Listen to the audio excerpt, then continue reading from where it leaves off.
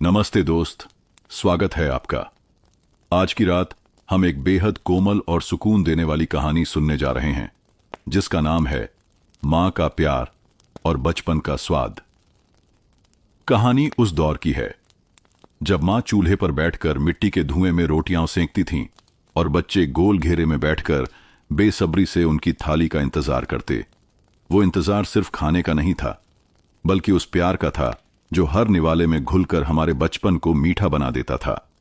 बच्चों की छोटी छोटी नोक-झोंक, प्लेट से आखिरी निवाला छीनने की शरारत और मां की हल्की सी मुस्कान, सब मिलकर एक ऐसा घर बनाते थे जहां हर कोने से सिर्फ अपनापन टपकता था। कहानी में आप पाएंगे मां के हाथों की रोटियों की खुशबू, उस दाल का स्वाद जो साधारण होकर भी जादू कर देती थी, और उस सादगी की मिठास जिसमें जिंदगी की सबसे बड़ी खुशियां छुपी होती थीं। ये सिर्फ एक कहानी नहीं, ये बचपन की वो महक है जो आज भी याद आते ही दिल को सुकून दे देती है। जैसे जैसे आप इस कहानी में डूबेंगे, आपकी थकी हुई आंखें भारी होने लगेंगी और दिल एक अनकही राहत महसूस करेगा। अगर ऐसी मीठी नींद भरी कहानियां आपको सुकून देती हैं तो चैनल को जरूर सब्सक्राइब कीजिए, क्योंकि यहां हर दिन में एक नई याद आपको सुलाने आती है। और बताइए जरा, आप किस शहर और कौन से गांव से सुन रहे हैं और आपकी घड़ी में इस वक्त क्या समय हो रहा है? आपके हर कमेंट, हर लाइक से ये एहसास होता है कि आप भी यहीं कहीं पास बैठे हैं, मां की रसोई की खुशबू में डूबे हुए। तो अब रोशनी धीमी कर लीजिए, पंखे की धीमी आवाज को महसूस कीजिए और आंखें धीरे धीरे बंद कर लीजिए, क्योंकि अब हम चल पड़ते हैं उस घर की ओर जहां मां का प्यार हमेशा गर्म रहता था और नींद हमेशा मीठी मिलती थी। गांव के उस छोटे से घर के आंगन में सुबह की धूप छनकर उतर रही थी। चारों ओर हल्की ठंडक थी, पर चूल्हे की आंच से उठती गर्माहट आंगन को सजीव कर रही थी। घर की सबसे बड़ी धुरी सावित्री देवी मिट्टी के चूल्हे के पास बैठी थीं। उनके माथे पर हल्की सी पसीने की बूंदें चमक रही थीं, पर चेहरे पर वही शांति और वही स्नेहिल मुस्कान थी जो उनके बच्चों को हर दिन ऊर्जा देती थी। चूल्हे में जल रही लकड़ियों की चर्र चर्र की आवाज, धुएं की खुशबू और पकती हुई दाल की महक, ये सब मिलकर उस आंगन को एक अलग ही संसार बना देते थे। सावित्री देवी की गोद में अभी सबसे छोटी बेटी पिंकी बैठी थी। उसकी नन्ही सी आंखें धुएं से बार बार सिकुड़ जातीं और फिर मां के आंचल में छुप जातीं। मां, धुआं आंखों में जा रहा है, पिंकी ने शिकायत की। सावित्री हंस पड़ी। अरे शरारती, धुआं नहीं, ये तो खुशबू है। यही खुशबू हमारे खाने में स्वाद भरती है। उधर आंगन के कोने में चारों बच्चे, राजू, मीना, गोपाल और पिंकी, गोल घेरे में बैठकर इंतजार कर रहे थे। सबकी आंखें मां के हाथों पर थीं। राजू, जो सबसे बड़ा था, अपने भाई बहनों से अकड़ दिखाने में आगे रहता। उसने गोपाल को हल्का धक्का देते हुए कहा, तू हमेशा सामने बैठ जाता है, इस बार मीना दीदी को पास बैठने दे। गोपाल ने तुरंत जवाब दिया, मुझे तो मां के पास बैठना ही है, तभी मुझे पहली रोटी मिलेगी। मीना, जो समझदार थी, दोनों को चुप कराते हुए बोली, तुम लोग हमेशा झगड़ते रहते हो, मां तो सबको बराबर देती हैं। लेकिन पिंकी अपनी मासूम आवाज में बोली, नहीं, मां सबसे पहले मुझे देंगी, मैं सबसे छोटी हूं। सावित्री देवी ने बच्चों की बातें सुन लीं। वह मुस्कुराई और बोली, अरे वाह, सबको लगता है कि सबसे पहला निवाला उन्हीं का है, पर सच तो यह है कि पहले निवाले का स्वाद सबको बराबर मिलता है, क्योंकि उसमें मां का प्यार होता है। बच्चों की आंखें चमक उठीं। धीरे धीरे मिट्टी के चूल्हे पर लोहे की तवा गर्म हो चुका था।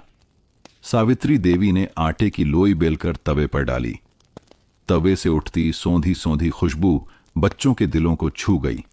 राजू ने अपनी नाक फड़काते हुए कहा, वाह मां, ये खुशबू तो पूरे गांव तक जाएगी। गोपाल ने तुरंत मजाक किया, हां, और जग्गू हलवाई भी आ जाएगा, कहेगा, सावित्री भाभी, एक रोटी हमें भी दे दो। सब हंस पड़े। पिंकी तो इतना हंसी कि उसका छोटा सा गाल लाल हो गया। मीना मां की मदद करते हुए ताजे सब्जियों का छोटा कटोरा ले आई। वह धीरे से बोली, मां, आप बैठ जाइए, मैं रोटियां सेंक देती हूं। सावित्री ने उसके सिर पर हाथ फेरा। नहीं बेटी, अभी तेरे हाथों में बचपन है।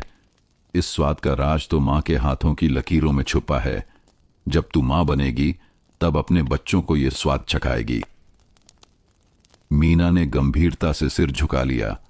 उसे मां के शब्दों की गहराई समझ में नहीं आई थी, पर इतना जरूर महसूस हुआ कि मां के हाथों में कोई जादू है। कुछ देर में पहली रोटी तवे से उतरी। सावित्री ने उस पर हल्का सा घी लगाया और गोल घेरे में बैठे बच्चों की ओर देखा। तो बताओ, पहली रोटी किसे दूं? सब एक साथ चिल्लाए, मुझे, मुझे, मुझे। सावित्री ने धीरे से मुस्कुराते हुए रोटी 4 टुकड़ों में बांट दी और सबको दे दी। लो, अब बताओ, किसे पहली मिली? बच्चे एक दूसरे को देखकर हंस पड़े। राजू ने कहा, मां, आप तो हमेशा सबको बराबर कर देती हो, तभी तो हम सब साथ रहते हैं।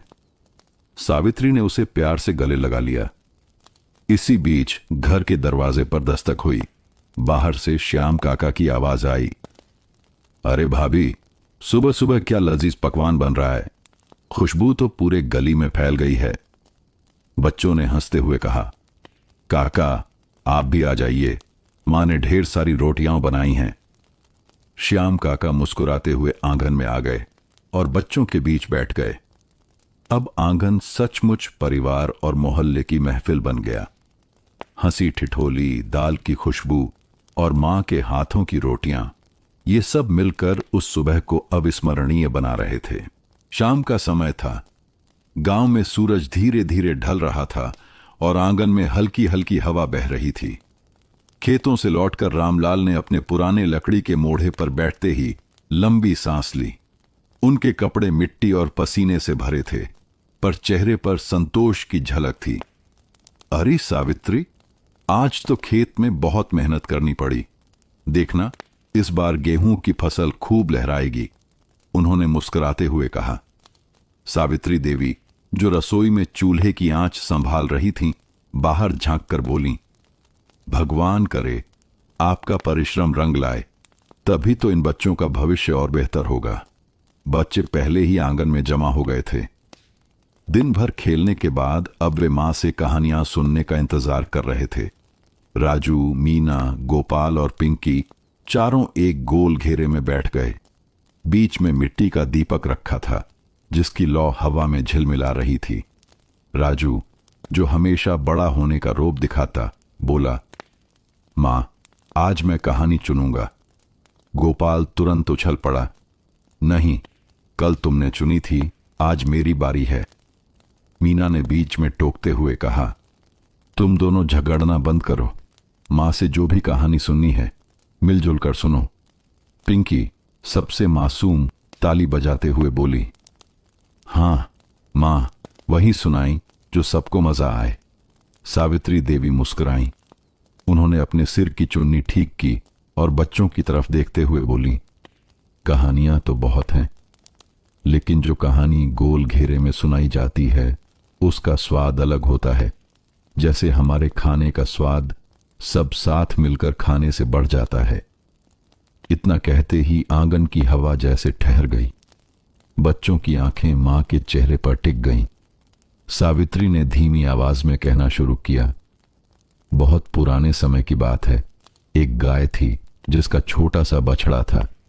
गाय दिन भर खेतों में चरती और बछड़ा मां का इंतजार करता। जब शाम को गाय लौटती तो बछड़ा दौड़कर उसके पास जाता और उसका दूध पीकर सो जाता। पिंकी की आंखें चमक उठी। मां, वो बछड़ा बिल्कुल मेरी तरह था ना? मैं भी तो आपका इंतजार करती हूं। सावित्री ने उसे गोद में खींच लिया और बोली, हां मेरी गुड़िया, बिल्कुल तेरी तरह। गोपाल हंसते हुए बोला, मां, और मैं उस बछड़े जैसा हूं जो हर वक्त भूखा रहता है। सारे बच्चे ठहाका मारकर हंस पड़े। राजू ने गंभीरता से कहा, मां, फिर उस गाय और बछड़े का क्या हुआ? सावित्री ने कहा, गाय ने अपने बछड़े को सिखाया कि अकेले रहने से डरना नहीं चाहिए। मां का प्यार हमेशा साथ रहता है। जैसे तुम सब जहां भी जाओगे, मेरी दुआएं तुम्हारे साथ रहेंगी। बच्चों ने गहरी सांस ली। गोल घेरे में फैली नर्म रोशनी और मां की आवाज ने उस पल को जादुई बना दिया। अब बारी थी गोपाल की मां की। उसने कहा, मां, कोई वीरों वाली कहानी सुनाओ। सावित्री ने पास रखे तवे पर आखिरी रोटियां पलटते हुए कहना शुरू किया। एक गांव में एक छोटा सा लड़का था। नाम था अर्जुन। उसके गांव पर एक लुटेरा हमला करता था। सब लोग डर जाते, लेकिन अर्जुन हमेशा सच बोलता और सबको हिम्मत देता। एक दिन उस लुटेरे ने अर्जुन को पकड़ लिया और कहा, तू इतना निडर क्यों है? अर्जुन बोला, क्योंकि सच के साथ खड़ा हूं। सच में ही ताकत है। लुटेरा चौंक गया और अंत में गांव छोड़कर चला गया। राजू ने ताली बजाई। वाह मां, बिल्कुल ऐसे ही मुझे भी सच बोलना चाहिए। मीना ने उसे टोकते हुए कहा, लेकिन तुझे याद है, कल तूने कहा था कि होमवर्क कर लिया, जबकि किया नहीं था। राजू शर्मा गया और बोला, वो तो बस छोटा सा झूठ था। पिंकी खिलखिलाकर हंस पड़ी। झूठ तो झूठ होता है भैया, सावित्री ने सबको समझाया। बच्चों, झूठ चाहे छोटा हो या बड़ा, वो दिल पर बोझ डालता है। सच बोलने से आत्मा हल्की हो जाती है। इतना कहते कहते रामलाल भी हंसते हुए आ गए और बच्चों के बीच बैठ गए। लगता है आज मां ने न सिर्फ रोटियों का स्वाद बांटा, बल्कि कहानियों का भी। श्याम काका, जो हमेशा शाम को आंगन से गुजरते हुए झांक लेते थे, भी वहीं आ बैठे।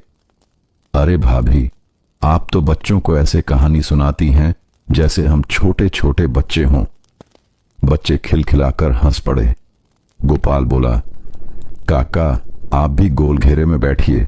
मां की कहानी सुनने का मजा सबको मिलना चाहिए। श्याम काका पास आकर बैठे और हंसते हुए बोले, तो फिर अगली बार मैं भी एक कहानी लेकर आऊंगा। उस रात जब दीपक की लौ धीमी हो गई और बच्चे मां की गोद में सिर रखकर सो गए, तो आंगन में एक अनोखी शांति छा गई। गोल घेरे में बैठकर सुनाई गई कहानियों ने बच्चों के मन में सिर्फ आनंद ही नहीं, बल्कि जीवन के छोटे छोटे पाठ भी भर दिए। सावित्री देवी ने बच्चों को देखकर मन ही मन कहा, हे भगवान, इन्हें हमेशा साथ रखना। ये हंसी, ये मासूमियत और ये अपनापन कभी न टूटे। आसमान में तारे टिमटिमा रहे थे। मिट्टी के चूल्हे की आंच अब धीमी पड़ गई थी, लेकिन उसके छोड़े हुए सौंधेपन ने घर के हर कोने को भर दिया था। सुबह का समय था। गांव के आसमान पर सुनहरी किरणें बिखर रही थीं। हवा में ओस की ठंडक थी और खेतों से आती मिट्टी की सौंधी गंध पूरे वातावरण को ताजगी से भर रही थी। सावित्री देवी आंगन के चूल्हे के पास बैठी थीं। आज उन्होंने बच्चों के लिए कुछ खास बनाने का मन किया। उन्होंने गेहूं का आटा निकाला, उसे छानकर परात में रखा और पानी डालकर गूंथने लगीं। उनके हाथों की लय ऐसी थी मानो कोई संगीत बज रहा हो। हर बार आटा गूंथने की आवाज, लकड़ियों की चर्र चर्र और चिड़ियों की चहचहाहट मिलकर जैसे सुबह का भजन रच रहे थे। आंगन के कोने में बैठी पिंकी उत्सुकता से पूछ बैठी, मां, आज क्या बनाने वाली हो? खुशबू तो कल से भी ज्यादा आ रही है। सावित्री देवी मुस्कुराईं। आज मैं तुम्हें वो रोटियां खिलाऊंगी जिनमें गुड़ और घी का स्वाद होगा। इसे कहते हैं मीठी रोटी। गोपाल, जो हमेशा खाने के नाम पर सबसे आगे रहता था, ताली बजाते हुए बोला, वाह मां, मुझे तो 3 चाहिए, एक से पेट भरेगा ही नहीं। मीना गंभीर स्वर में बोली, लेकिन गोपाल, सबको मिलेगा। पहले एक एक लेना, फिर मां अगर कहेंगी तो दूसरी। राजू हमेशा की तरह अकड़ भरे स्वर में बोला, तो सबसे पहले मुझे ही दो, मैं बड़ा हूं। यह सुनकर रामलाल हंस पड़े, जो खेत से लौटते ही आंगन में आकर बच्चों की बातें सुन रहे थे। अरे, बड़ा होना मतलब पहले खाना नहीं होता, बड़ा होना मतलब सबको बराबर बांटना होता है। राजू ने सिर झुका लिया और धीरे से बोला, हाँ बाबूजी, समझ गया। सावित्री देवी ने गुड़ को छोटे छोटे टुकड़ों में काटा और उसे आटे की लोइयों में भरकर बेलना शुरू किया। जैसे ही लोई तवे पर पहुंची, घी की हल्की सी बूंदें उस पर पिघलने लगीं और पूरी रसोई में मीठी रोटी की खुशबू फैल गई। पिंकी नाक फड़काते हुए बोली, मां, ये खुशबू तो जैसे आसमान तक जा रही है। श्याम काका, जो रोज की तरह आंगन के दरवाजे से गुजर रहे थे, ठिठक गए और मुस्कुराते हुए बोले, भाभी, लगता है आज तो कोई खास पकवान बन रहा है। खुशबू तो गली के मोड़ तक आ रही है। बच्चे खिलखिलाकर हंस पड़े। गोपाल ने मजाक किया, काका, आज आपको भी एक मीठी रोटी मिल जाएगी, लेकिन बस एक, बाकी हमारी है। श्याम काका ने हंसते हुए गोपाल के सिर पर हाथ फेरा। तू तो बड़ा लल्लू है गोपाल, खाने में सबसे आगे। पहली मीठी रोटी जब बनी तो सावित्री देवी ने उसे छोटे टुकड़ों में काटकर बच्चों की थाली में रखा। लो, अब बताओ, किसे सबसे पहले मिली? चारों बच्चों ने एक दूसरे को देखा और हंस पड़े। मीना बोली, मां, ये तो वही बात हुई जैसे पिछली बार। आप सबको बराबर बांट देती हो। पिंकी ने मुंह में टुकड़ा डालते ही कहा, मां, ये तो जैसे मिठाई हो। इससे मीठा तो जग्गू हलवाई भी नहीं बना सकता। राजू ने गंभीरता से कहा, मां, ये रोटी क्यों इतनी अलग लग रही है? इसमें क्या राज है? सावित्री देवी ने बच्चों को देखते हुए कहा, इसमें कोई राज नहीं, बस मां का प्यार है। गुड़ और घी तो सिर्फ स्वाद बढ़ाने के लिए है। असली स्वाद तो उस हाथ का है जो तुम्हें पेट से पहले दिल से खिलाना चाहता है। रामलाल ने हां में सिर हिलाया। बिल्कुल सही कहा, यही तो घर की असली दौलत है। जैसे ही दूसरी रोटी बनी, गोपाल ने बिना पूछे थाली में हाथ बढ़ा दिया। मीना ने उसकी कलाई पकड़ ली। अरे, पहले सबको मिल जाए, फिर दूसरी लेना। गोपाल मुंह बनाते हुए बोला, तुझे हमेशा मेरी ही चिंता रहती है। तू मां जैसी बन गई है। पिंकी खिलखिलाकर हंसी। दीदी तो सचमुच मां की सहेली लगती है। राजू ने मजाक उड़ाया। हां, और गोपाल तो बस खाने का राजा है। गोपाल गुस्से में बोला, देखना, एक दिन मैं इतना बड़ा हलवाई बनूंगा कि तुम्हें लाइन में लगाकर खिलाऊंगा। सब हंस पड़े। आंगन हंसी ठिठोली से गूंज उठा। इतने में गौरी काकी भी आ गईं। उन्होंने हंसते हुए कहा, अरे सावित्री, तेरे घर से तो रोज कोई ना कोई खुशबू आती है। लगता है ये आंगन ही असली हलवाई की दुकान है। सावित्री ने हंसकर जवाब दिया, काकी, यहां दुकान नहीं, मां का दिल है। जो बनता है सबके लिए बनता है। गौरी काकी ने बच्चों की तरफ देखकर कहा, अच्छा, तो आज मुझे भी एक टुकड़ा मिलेगा? पिंकी तुरंत दौड़कर थाली उठाई और बोली, हां काकी, लेकिन ध्यान रहे, गोपाल आधा न खा ले। सब फिर से ठहाका मारकर हंस पड़े। उस रात जब सब खाना खाकर लेटे तो मीठी रोटी की खुशबू जैसे अब भी हवा में बसी हुई थी। बच्चे संतोष से सो गए और सावित्री देवी उनके माथे पर हाथ फेरते हुए मन ही मन बोलीं, ये खुशबू सिर्फ खाने की नहीं, ये खुशबू है हमारे रिश्तों की, हमारे प्यार की।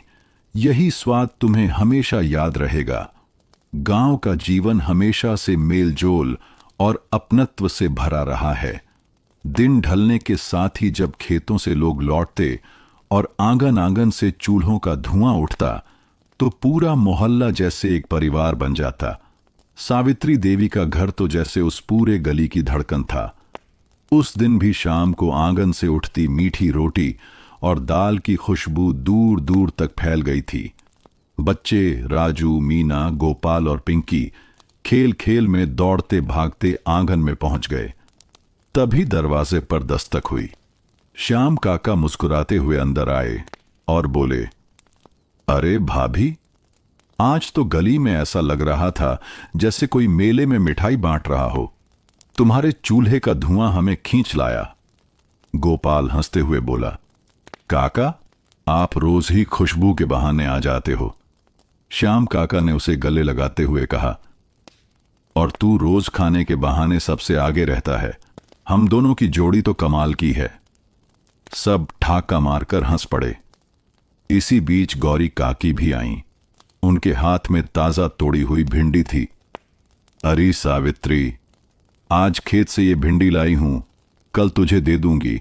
तुझे जैसे सब्जी में जादू आता है वैसे किसी को नहीं। मीना आगे बढ़कर सब्जी ले ली और बोली, काकी, मां तो इसमें लाजवाब सब्जी बना देंगी। पिंकी ने मासूमियत से पूछा, काकी, आप रोज हमारे घर क्यों आती हो? गौरी काकी हंसते हुए बोली, क्योंकि तुम्हारी मां का हाथ सबसे स्वादिष्ट है और तुम्हारे घर का माहौल सबसे प्यारा है। कुछ देर में मदन चाचा भी आ गए। उनके हाथ में ताजी सरसों थी। लो भाभी, खेत से अभी लाई है, कल इस सरसों का साग बनाना और हम सबको बुलाना। रामलाल, जो पास ही बैठे थे, हंसकर बोले, मदन, तू तो ऐसे कह रहा है जैसे तेरी सारी मेहनत सिर्फ हमारे घर के लिए होती है। मदन चाचा ने मजाकिया अंदाज में कहा, अरे रामलाल, पड़ोसियों का स्वाद न चखाएं तो मेहनत का मजा ही क्या। अब तो पूरा आंगन जैसे गांव का चौपाल बन गया। श्याम काका, गौरी काकी, मदन चाचा और बच्चे सब मिलकर ठहाके लगा रहे थे। बच्चों ने भी खेल शुरू कर दिया। राजू और गोपाल ने रस्सी पकड़कर पिंकी को झुलाना शुरू किया। देखो, पिंकी उड़ रही है। पिंकी खिलखिलाकर हंस रही थी। मीना जिम्मेदार दीदी होने के नाते बोली, धीरे झुलाओ, कहीं गिर न जाए। तभी श्याम काका बोले, अरे गिरने दो, गिरकर ही तो बच्चे संभलते हैं। सभी जोर से हंस पड़े। कुछ देर बाद सड़क से जग्गू हलवाई गुजर रहे थे।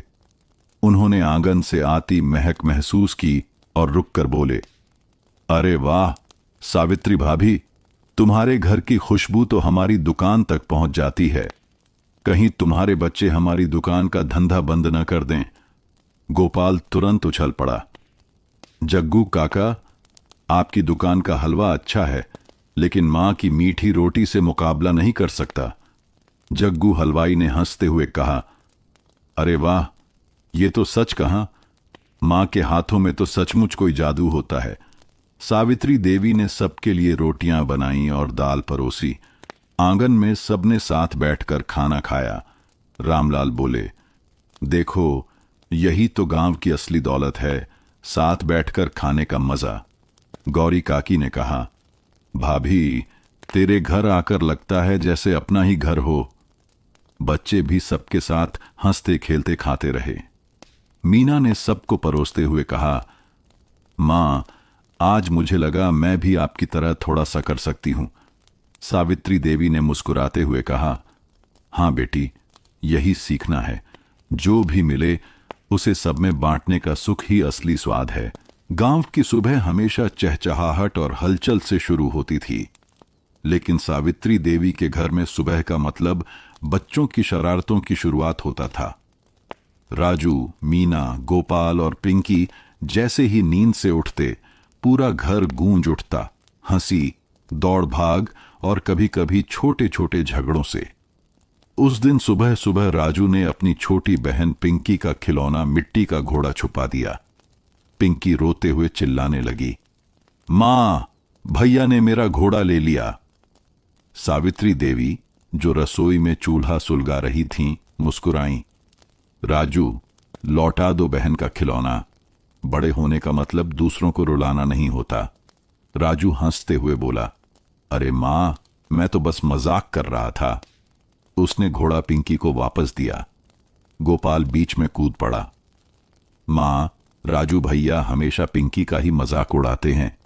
कल तो मेरी लड्डू भी खा गया था। मीना ने गुस्से से राजू की तरफ देखा। हां, और तू पढ़ाई के बहाने खेत भी नहीं गया। बाबूजी रोज डांटते हैं। राजू ने हंसकर कहा, अरे मैं ही तो घर को हंसाता हूं। बिना मेरी शरारतों के घर कितना सूना होता।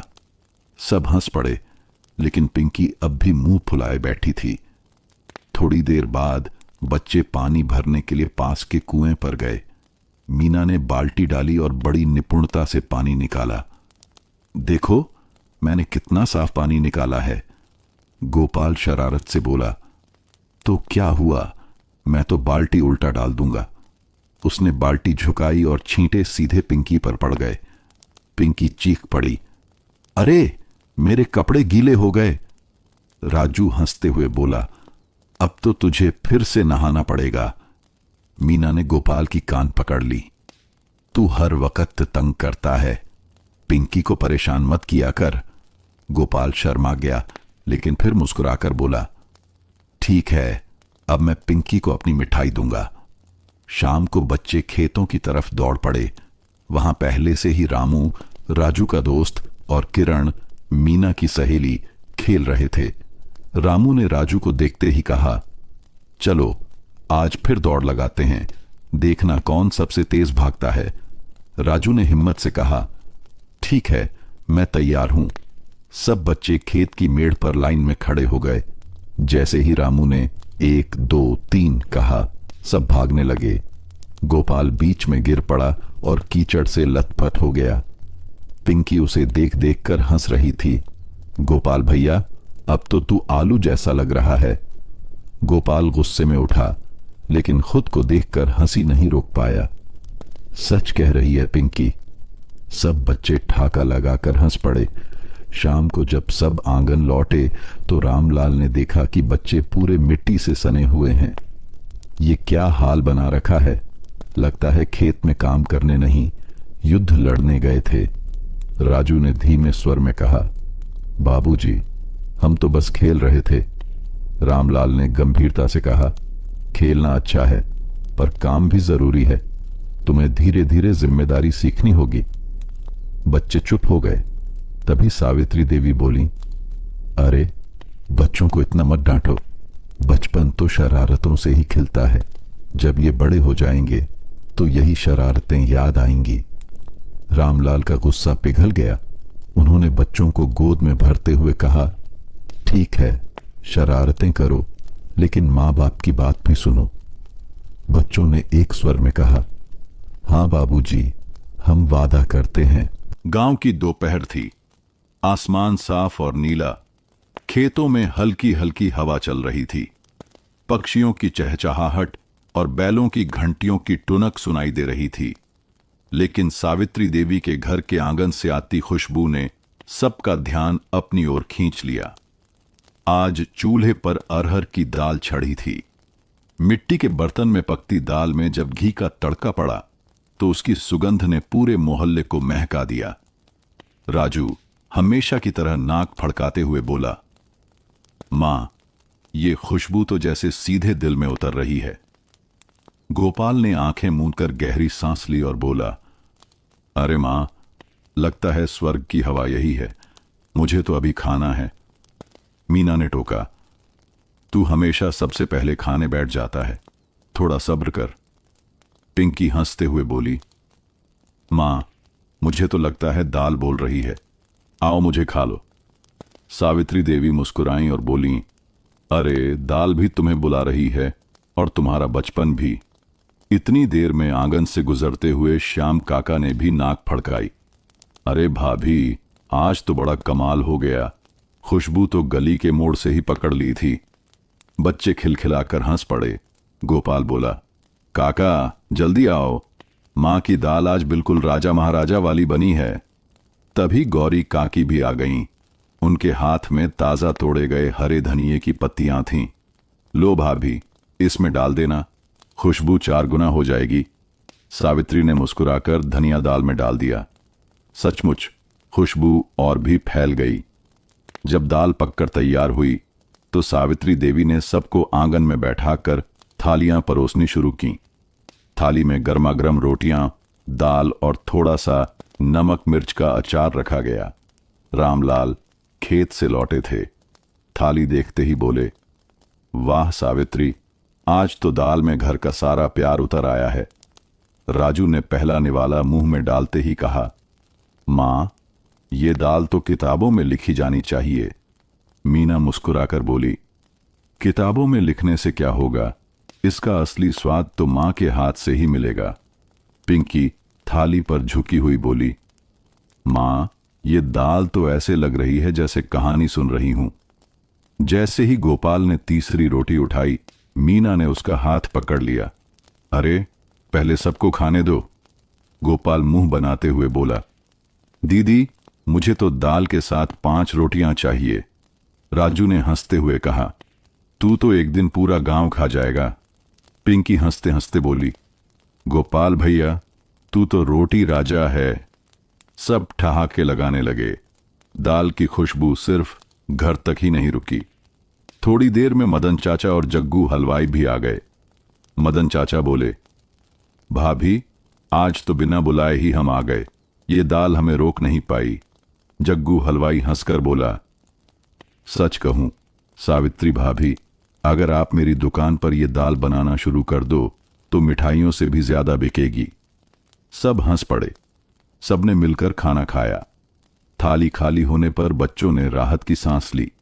सावित्री देवी ने सबको देखते हुए कहा, देखो, दाल जैसी साधारण चीज भी अगर साथ बैठकर खाई जाए तो दावत बन जाती है। असली स्वाद मिल बांटकर खाने में है। रामलाल ने सहमति जताई। हां, यही तो असली दौलत है, खेत की मेहनत और रसोई की खुशबू। बच्चे भी चुपचाप मां के शब्दों को दिल में उतारते रहे। गांव में त्योहार का मतलब सिर्फ पूजा या रीति रिवाज नहीं था, बल्कि पूरे मोहल्ले का एक साथ मिलकर खुशियां बांटना था। सावित्री देवी के आंगन में सुबह से ही चहल पहल थी। चूल्हा सुलगा दिया गया था और रसोई में पकवान बनने की तैयारियां शुरू थीं। सूरज की पहली किरणों के साथ ही राजू, मीना, गोपाल और पिंकी नींद से जाग उठे। राजू ने उत्साहित होकर कहा, आज तो पूरा दिन मजेदार होगा। मां, आप क्या क्या बना रही हो? सावित्री देवी मुस्कुराकर बोली, आज गुजिया, मालपुआ, पूरी सब्जी और दाल चावल सब बनेगा। त्योहार है बेटा, पेट भी भरेगा और मन भी। गोपाल ने ताली बजाई। वाह, मुझे तो सबसे पहले मालपुआ चाहिए, मीना बोली। पहले काम में मदद करो तभी मिलेगा, पिंकी मासूमियत से बोली। मां, मैं गुजिया बनाने में मदद करूंगी, मैं भी अब बड़ी हो गई हूं। सावित्री देवी ने प्यार से उसके सिर पर हाथ फेरा। हां बेटिया, आज तू मेरी छोटी सहेली बनेगी। रसोई से उठती घी में तली हुई गुजिया की खुशबू पूरे गली में फैल गई। श्याम काका, जो सामने से गुजर रहे थे, वहीं रुक गए। अरे भाभी, लगता है आज चूल्हे पर त्योहार उतर आया है। क्या बात है? गौरी काकी भी टोकरी में ताजा दूध लेकर पहुंची। लो भाभी, इससे खीर बना लेना, बच्चों को बहुत भाएगी। जग्गू हलवाई मजाक करते हुए बोला। सावित्री भाभी, आज तो आपकी रसोई मेरी दुकान से भी ज्यादा महक रही है। बच्चे खिलखिलाकर हंस पड़े। पकवान बनने के बीच बच्चों ने खेल शुरू कर दिए। राजू और गोपाल रसोई से छुपकर गुजिया उठाने लगे। मीना ने उन्हें पकड़ लिया। अरे, चोरी कर रहे हो? गोपाल बोला। त्योहार में चोरी नहीं, स्वाद चखना कहते हैं। पिंकी ने भी चुपके से एक गुजिया उठा ली और बोली, मां, ये तो बहुत मीठी है, जैसे आप। सावित्री देवी ने हंसते हुए कहा, अरे शरारती बच्चों, थोड़ा सब्र करो, सबको साथ बैठकर मिलेगा। दोपहर तक घर सज गया।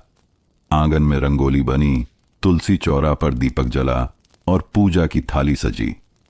रामलाल ने पूरे परिवार के साथ पूजा की। बच्चों ने भी हाथ जोड़कर मन ही मन मांगा, हमेशा घर में खुशियां बनी रहें। पूजा के बाद प्रसाद में गुजिया और मालपुआ सबको बांटे गए। राजू ने प्रसाद खाते ही कहा, मां, ये तो किसी देवता का आशीर्वाद लगता है। गोपाल ने मजाक किया। हां, और अगर देवता रोज आशीर्वाद दें तो मजा ही आ जाए।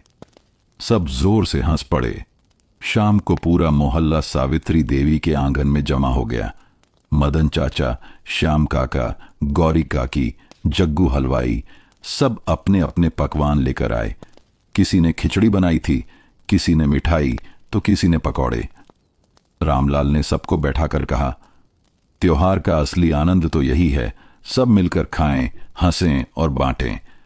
गौरी काकी बोली, हां, पकवान का स्वाद अकेले नहीं, सबके साथ बांटने से बढ़ता है। बच्चे थालियां लेकर भागे भागे सबको परोसने लगे। मीना ने बड़े गर्व से कहा, आज मैंने भी मां की मदद से पूरी बेलकर बनाई है। श्याम काका ने एक पूरी तोड़कर कहा। वाह बिटिया, तेरा हाथ भी अब मां जैसा हो गया है। मीना शर्मा गई और सावित्री देवी की आंखों में गर्व की चमक आ गई। त्योहार की रात दीपों से जगमग हो रही थी। बच्चे खेल कूद कर थक कर मां की गोद में सो गए। रामलाल ने तारों की ओर देखते हुए कहा, सावित्री, आज सचमुच लगा जैसे पूरा गांव एक परिवार है। सावित्री देवी ने धीमे स्वर में उत्तर दिया, हां, यही तो असली त्योहार है, रिश्तों की मिठास। आसमान पर काले बादल घिर आए थे। हवा में मिट्टी की खुशबू तैर रही थी। देखते ही देखते बूंदें गिरनी शुरू हुईं और पूरा गांव बरसात की रिमझिम में भीग गया। राजू सबसे पहले आंगन में दौड़कर बोला, मां, बारिश आ गई, चलो सब बाहर चलते हैं। गोपाल भी पीछे पीछे दौड़ा और दोनों ने हाथ फैलाकर बूंदों को पकड़ डांटने की कोशिश की। देखो, मैं सबसे ज्यादा पानी पकड़ रहा हूं, गोपाल ने चिल्लाकर कहा। पिंकी हंसते हंसते आंगन में नाचने लगी। मां, ये तो जैसे आसमान हमें झूला झुला रहा है। मीना ने उन्हें चेताया, अरे धीरे धीरे, फिसल जाओगे। लेकिन खुद भी बारिश के आकर्षण को रोक न सकी और सबके साथ भीगने लगी। आंगन में बच्चों को भीगते देखकर सावित्री देवी ने आवाज लगाई, अरे ओ शरारती बच्चों, ठंड लग जाएगी, अंदर आ जाओ। रामलाल हंसते हुए बोले, अरे सावित्री, बच्चों को मना मत करो, बरसात का मजा भीगने में ही है। सावित्री देवी ने थोड़ा नखरा दिखाते हुए कहा, ठीक है, पर फिर खांसी जुकाम हुआ तो कौन देखेगा? राजू ने शरारत से कहा, मां, आपकी दाल और अदरक वाली चाय सब ठीक कर देगी। सावित्री देवी हंस पड़ी, हां बेटा, तुम्हें सब बहाने पता हैं। बारिश बढ़ने लगी। सावित्री देवी ने तुरंत बेसन घोलकर प्याज और आलू के पकौड़े बनाना शुरू कर दिए। चूल्हे पर तेल में छनते पकौड़ों की खुशबू बारिश के साथ मिलकर पूरे आंगन में फैल गई। गोपाल ने नाक फड़काते हुए कहा, मां, बारिश और पकौड़े, ये तो सबसे बढ़िया जोड़ी है। पिंकी ताली बजाकर बोली, मुझे सबसे पहले दीजिएगा। मीना ने परोसने में मां की मदद की और थाल में गरम गरम पकौड़े सजाए। बारिश की रिमझिम और पकौड़ों की महक से पड़ोसी भी खींच आए। श्याम काका छतरी झटकते हुए आए। अरे भाभी, लगता है बरसात आपके घर ही उतर आई है। गौरी काकी ने मुस्कुराते हुए कहा, पकौड़े बिना बरसात अधूरी है, हमें भी हिस्सा चाहिए। जग्गू हलवाई ने मजाक किया, भाभी, अगर आप मेरी दुकान पर ऐसे पकौड़े बनाओगी तो मिठाई की दुकान को नमकीन की दुकान बना दूंगा। सब जोर से हंस पड़े। खाने के बाद बच्चों ने बारिश में खेल खेल में गीत गाना शुरू किया। राजू और गोपाल ताली बजाकर बोलते, बरसो रे, पानी बरसो रे। पिंकी बीच में कूदकर कहती, मां, बादल मेरे दोस्त हैं। मीना मुस्कुराकर बोली, हां, और ये दोस्त हमारी फसल को भी जीवन दे रहे हैं। रामलाल ने गंभीर स्वर में कहा, बरसात सिर्फ खेल नहीं, हमारे खेतों के लिए आशीर्वाद है। यही अनाज बनेगा, यही सबका पेट भरेगा। बच्चों ने बाबूजी की बात समझते हुए सिर हिला दिया। बरसात की बूंदें टीन की छत पर टप टप बज रही थीं। बच्चे मां के पास बैठकर गर्म दूध पी रहे थे। सावित्री देवी ने उन्हें रजाई ओढ़ाई और कहा, देखो बच्चों, बरसात सिर्फ खेतों को नहीं, दिलों को भी ताजा करती है। रामलाल ने जोड़ा, हां, और इन खुशियों की जड़ हमेशा यही परिवार और साथ है। बच्चों की आंखें झपकने लगीं। बारिश की लोरी और मां की गोद ने उन्हें गहरी नींद में पहुंचा दिया। बरसात के बाद खेतों में हरियाली छा गई थी। हवा में ताजगी थी और हर ओर चिड़ियों की चहचहाहट गूंज रही थी। ऐसे ही समय में गांव का सबसे बड़ा आकर्षण था किसानों का मेला। सुबह से ही बच्चों का उत्साह देखते बन रहा था। राजू उछलते हुए बोला, मां, आज हम मेला देखने कब चलेंगे? मुझे तो झूले पर सबसे पहले बैठना है। गोपाल बोला, नहीं भैया, मैं पहले बैठूंगा, तू हमेशा आगे निकल जाता है। मीना ने हंसते हुए कहा, तुम दोनों लड़ना बंद करो, मेला बड़ा होता है, सबको मौका मिलेगा। पिंकी ने मासूमियत से कहा। मां, मुझे चूड़ियां और गुड़िया चाहिए। सावित्री देवी ने मुस्कुराकर कहा, ठीक है, सबको अपनी अपनी पसंद की चीज मिलेगी, लेकिन कोई शरारत नहीं करेगा। रामलाल ने बच्चों को ताकीद की। मेले में भीड़ रहती है, सब हाथ पकड़कर रहना, किसी का ध्यान न बंटे। परिवार आंगन से निकलकर मेले की ओर चला। रास्ते भर गांव के और लोग भी उनके साथ हो लिए। श्याम काका ने हंसते हुए कहा, अरे बच्चों, आज तो तुम्हारी आंखें चमक रही हैं, लगता है मेला ही तुम्हारे लिए बना है। गौरी काकी बोली, हां भाई, बच्चों के बिना मेला अधूरा है। जैसे ही मेला शुरू हुआ, बच्चों की आंखें चमक उठीं। चारों तरफ रंग बिरंगे झूले, खिलौनों की दुकानें, मिठाइयों की खुशबू और ढोल नगाड़ों की आवाजें गूंज रही थीं। राजू तुरंत झूले की ओर भागा और चिल्लाया, मां देखो, ये झूला कितना ऊंचा जाता है। गोपाल भी पीछे दौड़ा, मैं भी बैठूंगा। दोनों झूले पर बैठे और हवा में झूलते हुए खिलखिलाने लगे। मीना ने पिंकी का हाथ पकड़कर चूड़ी की दुकान पर ले गई। देखो पिंकी, ये लाल हरी चूड़ियां कितनी सुंदर हैं। पिंकी ने चमकती आंखों से कहा, मुझे यही चाहिए दीदी। झूला झूलने और खरीदारी के बाद सब मिठाइयों की दुकान पर पहुंचे। जग्गू हलवाई, जो पहले से दुकान पर मौजूद था, बच्चों को देखकर बोला, अरे वाह, मेरे खास मेहमान आ गए। लो बेटा, ये जलेबी और गुलाब जामुन खास तुम्हारे लिए। गोपाल ने जलेबी मुंह में डालते ही कहा, काका, ये तो जैसे मुंह में रस घुल रहा है। राजू ने मजाक करते हुए कहा, गोपाल, जरा धीरे खा, वरना पूरी दुकान खत्म कर देगा। मीना और पिंकी भी मिठाइयां खाते हुए खिलखिला उठीं। मेले के बीचों बीच गांव की औरतें और पुरुष लोकगीत गा रहे थे।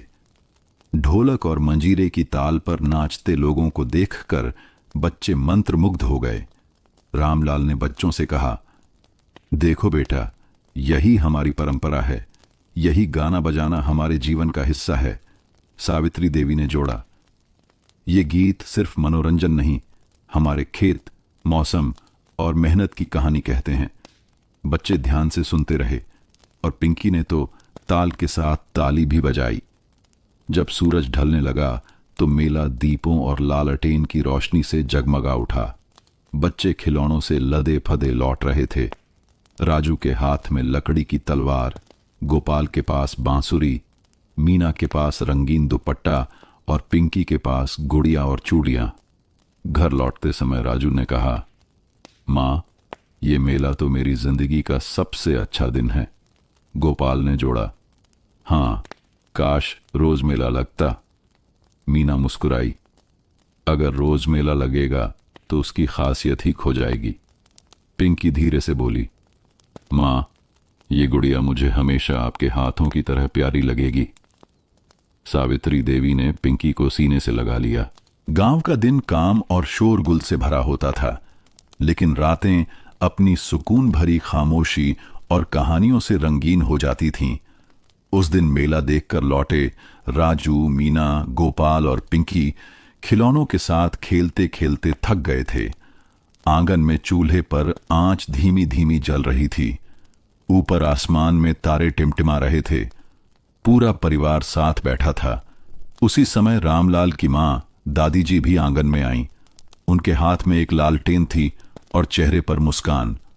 पिंकी दौड़कर बोली, दादी, आज कहानी सुनाओ ना। राजू भी उत्साह से बोला, हां दादी, आज हमें वीरों वाली कहानी चाहिए। गोपाल ने तुरंत कहा, नहीं, मुझे तो भूतों वाली कहानी चाहिए। मीना ने समझाया, दादी, कोई ऐसी कहानी सुनाओ जिसमें सीख भी हो। दादी ने हंसते हुए कहा, अरे वाह, सबकी मांग अलग अलग है। अच्छा, मैं एक ऐसी कहानी सुनाऊंगी जिसमें वीर भी होंगे, मजा भी होगा और सीख भी। दादी ने धीरे धीरे बोलना शुरू किया। बहुत समय पहले की बात है। एक गांव था, बिल्कुल हमारे गांव जैसा। वहां एक वीर बालक रहता था। नाम था अर्जुन। वो मेहनती भी था और सबकी मदद भी करता था। लेकिन गांव में एक बड़ा संकट आ गया। सूखा पड़ गया, फसलें सूखने लगीं, लोग परेशान हो गए। तब अर्जुन ने ठान लिया कि वो जंगल से पानी का रास्ता निकालेगा और गांव बचाएगा। राजू की आंखें चमक उठीं। वाह दादी, उसने किया कैसे? दादी बोली, वो पहाड़ों पर गया, वहां पत्थरों को तोड़ा और नहर बनाकर पानी गांव तक ले आया। गांव फिर से हरा भरा हो गया। मीना ने गंभीर स्वर में कहा, मतलब मेहनत और हिम्मत से सब संभव है। गोपाल ने मजाकिया अंदाज में कहा, दादी लेकिन इसमें भूत कहां थे? सब हंस पड़े। गोपाल ने जिद पकड़ ली, दादी अब एक भूतों वाली कहानी भी सुनाओ। दादी ने आंखें बड़ी करते हुए रहस्यमयी स्वर में कहा, ठीक है सुनो। एक बार एक आदमी रात में श्मशान से गुजर रहा था। तभी पेड़ पर से एक सफेद परछाई उतरी और बोली, मुझे अपने कंधे पर बैठा लो। आदमी डर गया लेकिन हिम्मत दिखाकर बोला, अगर तू सच्चा भूत है तो मुझे पकड़ कर दिखा। और जैसे ही उसने मंत्र पढ़ा, परछाई गायब हो गई। पिंकी डरते डरते दादी की गोद में जा छुपी।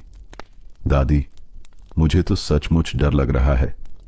सावित्री देवी ने पिंकी को गले लगाते हुए कहा, अरे पगली, ये सब सिर्फ कहानियां हैं। असली भूत तो आलस और झगड़े होते हैं, उनसे बचना चाहिए। कहानी खत्म होते होते बच्चे नींद में झूलने लगे। रामलाल ने कहा, अम्मा, आपकी कहानियां बच्चों को सिर्फ आनंद ही नहीं देती बल्कि उन्हें जीवन का सबक भी सिखाती हैं।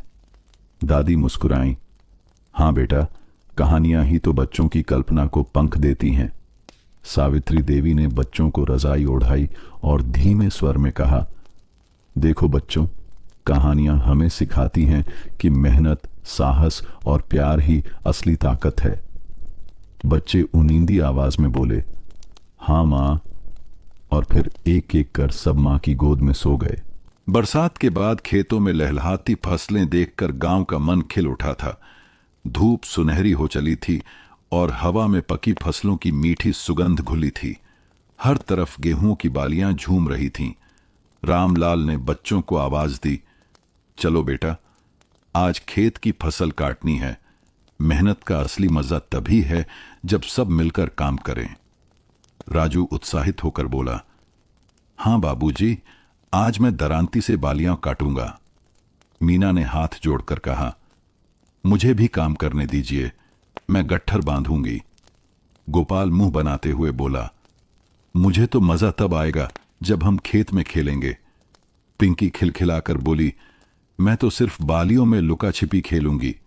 सावित्री देवी मुस्कुराईं, ठीक है बच्चों, खेलो भी, सीखो भी।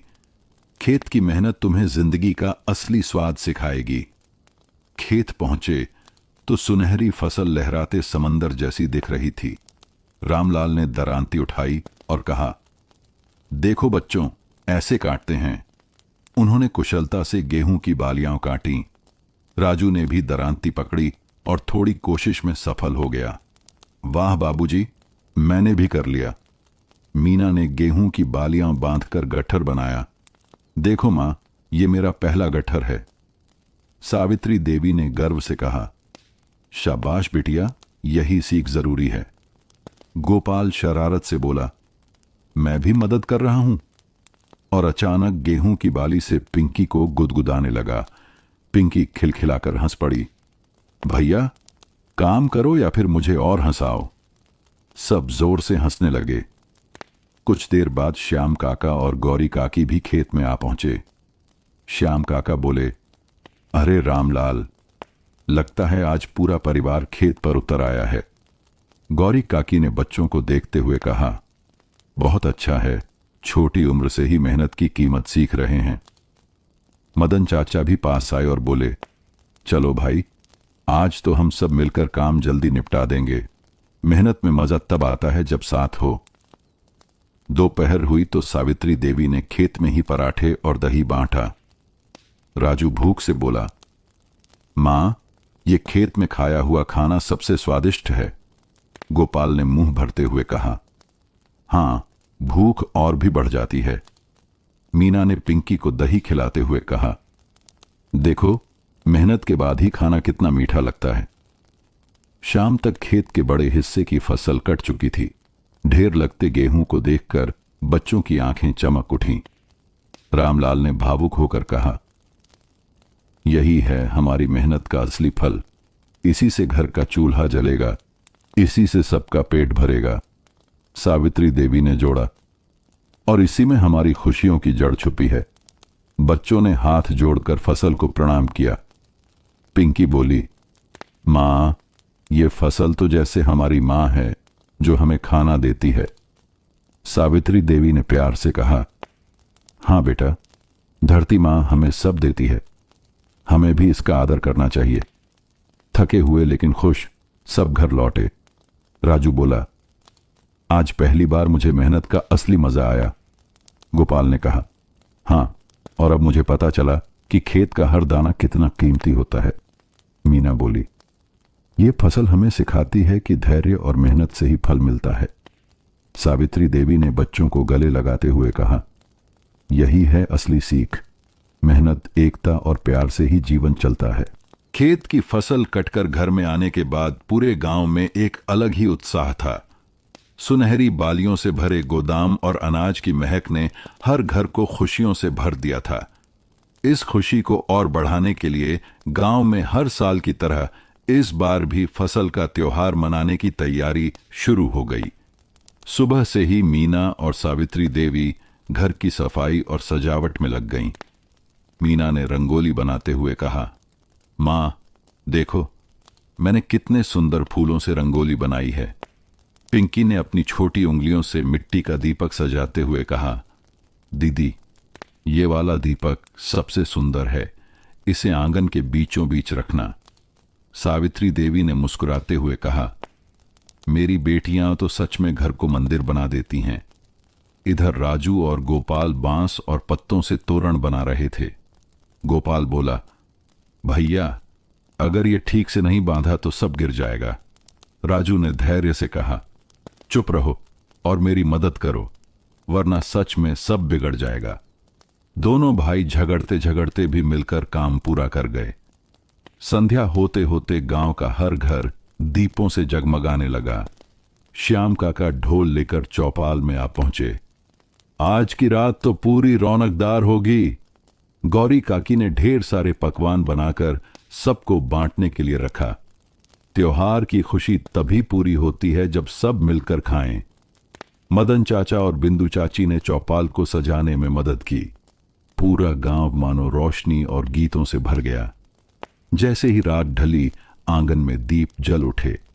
रामलाल ने बच्चों से कहा, याद रखो बेटा, ये त्योहार हमें सिर्फ खुशी मनाने का मौका नहीं देता, बल्कि हमें सिखाता है कि एकता और कृतज्ञता ही असली संपत्ति है। मीना ने पूछा, बाबूजी, हम कृतज्ञ किसके प्रति हों? रामलाल ने समझाया, धरती मां, वर्षा, सूरज और हमारी मेहनत, इन्हीं की वजह से ये फसल आई है। हमें सबका धन्यवाद करना चाहिए। सावित्री देवी ने दीपक में तेल डालते हुए कहा, और सबसे जरूरी है कि हम मिलजुल कर सबके साथ बांटें, तभी खुशी दोगुनी होती है। गांव के चौपाल में सभी लोग इकट्ठा हुए। ढोल, मंजीरे और बांसुरी की आवाजों ने वातावरण को जीवंत कर दिया। राजू और गोपाल ढोल की थाप पर कूदने लगे। मीना और पिंकी ने ताली बजाकर लोकगीत गाना शुरू किया। गौरी काकी ने औरतों के साथ झूमर नृत्य किया। श्याम काका ने अपनी भारी आवाज में आल्हा गाना शुरू किया, जिससे सबका जोश दोगुना हो गया। बच्चे, बड़े और बुजुर्ग सब एक साथ नाच गाने में शामिल हो गए। त्योहार की रात का असली स्वाद पकवानों में था। जग्गू हलवाई ने जलेबी, लड्डू और मालपुए बांटे। सावित्री देवी ने खीर और पूरी बनाई, जिसे सबने मिलकर खाया। गोपाल ने लड्डू खाते हुए कहा, मां, ये खीर तो सच में बचपन का स्वाद है। राजू हंसते हुए बोला, अरे गोपाल, तू तो हर चीज में बचपन का स्वाद ढूंढ लेता है। सब खिलखिलाकर हंस पड़े। दीपों की रोशनी, गीतों की धुन और पकवानों की मिठास से पूरी रात मानो सपनों जैसी थी। रात के अंत में सबने हाथ जोड़कर कहा, धरती मां, इस बार की तरह हर साल हमें अच्छी फसल देना। पिंकी ने मासूमियत से कहा, माँ, मुझे ये त्योहार हर रोज चाहिए। सावित्री देवी ने पिंकी को गोद में लेकर कहा, त्योहार रोज नहीं होते, लेकिन अगर हम मिलजुल कर रहें तो हर दिन त्योहार जैसा ही होगा। त्योहार की रौनक खत्म होते ही गांव फिर से अपनी सामान्य दिनचर्या में लौट आया। खेतों में काम जारी था, लेकिन सुबह सुबह स्कूल की घंटी और बच्चों की हंसी ठिठोली पूरे माहौल में नई जान डाल देती थी। एक दिन रामलाल ने देखा कि राजू और गोपाल खेलने में इतने मग्न हैं कि किताबें एक तरफ पड़ी हैं। रामलाल ने सख्त स्वर में कहा, बेटा, खेलना अच्छा है, पर पढ़ाई का भी अपना महत्व है। अगर पढ़ोगे नहीं तो आगे बढ़ोगे कैसे? राजू ने धीरे से कहा, बाबूजी, हमें खेत का काम भी तो सीखना है। रामलाल ने समझाया, हाँ बेटा, खेत का काम जरूरी है, लेकिन पढ़ाई तुम्हें दुनिया समझने और सही फैसले लेने की ताकत देगी। सावित्री देवी ने बच्चों को प्यार से पुचकारते हुए कहा, अगर तुम पढ़ लिख लोगे तो गांव में औरों को भी सिखा पाओगे। पढ़ाई रोशनी है बेटा, जो अंधेरे को मिटा देती है। उस दिन मोहन मास्टर जी स्कूल में बच्चों को पढ़ा रहे थे। उन्होंने सब बच्चों से पूछा, बच्चों बताओ, अगर हमारे पास अनाज है तो उसे कैसे बचा कर रखा जा सकता है? राजू ने आत्मविश्वास से कहा, मास्टर जी, अगर हम गोदाम साफ रखें और नमी से बचाए तो अनाज सुरक्षित रहेगा। मीना ने भी हाथ उठाया, और अगर हम पढ़ लिखेंगे तो अनाज बेचने और हिसाब रखने में धोखा नहीं खाएंगे। मास्टर जी ने प्रसन्न होकर कहा, शाबाश, यही है पढ़ाई का असली फायदा। ज्ञान से हम अपनी मेहनत का सही मूल्य पा सकते हैं। गोपाल हंसते हुए बोला, मास्टर जी, लेकिन पढ़ाई के साथ खेलना भी तो जरूरी है। मास्टर जी मुस्कुराए, बिल्कुल गोपाल, खेल से शरीर मजबूत होता है और पढ़ाई से दिमाग, दोनों का संतुलन जरूरी है। पढ़ाई के महत्व को समझाने के लिए मास्टर जी ने एक कहानी सुनाई। बहुत समय पहले एक किसान था जिसने अपने बेटे को पढ़ने नहीं भेजा। बेटा खेत में अच्छा काम करता था, लेकिन जब व्यापारी उससे हिसाब मांगते तो वह धोखा खा जाता। आखिरकार उसकी मेहनत का सही फल उसे नहीं मिला। यही वजह है कि शिक्षा हर किसी के लिए जरूरी है। बच्चे ध्यान से सुनते रहे। पिंकी ने मासूमियत से कहा, मास्टर जी, मैं बड़ी होकर सबको पढ़ना सिखाऊंगी। सब हंस पड़े और मास्टर जी ने उसके सिर पर हाथ रख दिया। शाम को बच्चे जब घर लौटे तो सब ने अपनी अपनी बातें मां बाबूजी से साझा की। मीना बोली, मां, पढ़ाई से हमें सिर्फ ज्ञान ही नहीं बल्कि समझ भी मिलती है। राजू ने जोड़ा, हाँ, और इससे हम खेत और गांव दोनों को और बेहतर बना सकते हैं। गोपाल ने उत्साह से कहा, मैंने तय कर लिया है, मैं पढ़ाई और खेल दोनों में अच्छा बनूंगा। पिंकी ने कहा, और मैं मास्टर जी जैसी बनूंगी। सावित्री देवी ने बच्चों को गले लगाकर कहा, मेरे बच्चों, अगर तुम पढ़ लिख कर अच्छे इंसान बनोगे तो यही हमारी सबसे बड़ी कमाई होगी।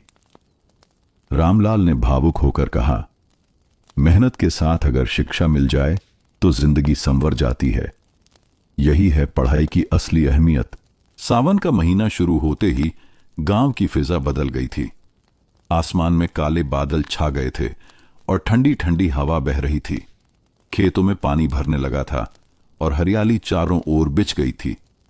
सुबह सुबह पिंकी आंगन में दौड़ती हुई आई और बोली, मां, देखो, बरसात हो रही है। गोपाल ने छपाछप करते हुए कहा, अरे वाह, आओ सब बारिश में नाचते हैं। राजू ने थोड़ा संभल कर कहा, अरे ऐसे मत भागो, फिसल जाओगे। मीना ने अपनी साड़ी संभालते हुए कहा, लेकिन भैया, बारिश का मजा तो तभी है जब भीगें। सभी बच्चे हंसते खिलखिलाते आंगन में भीगने लगे।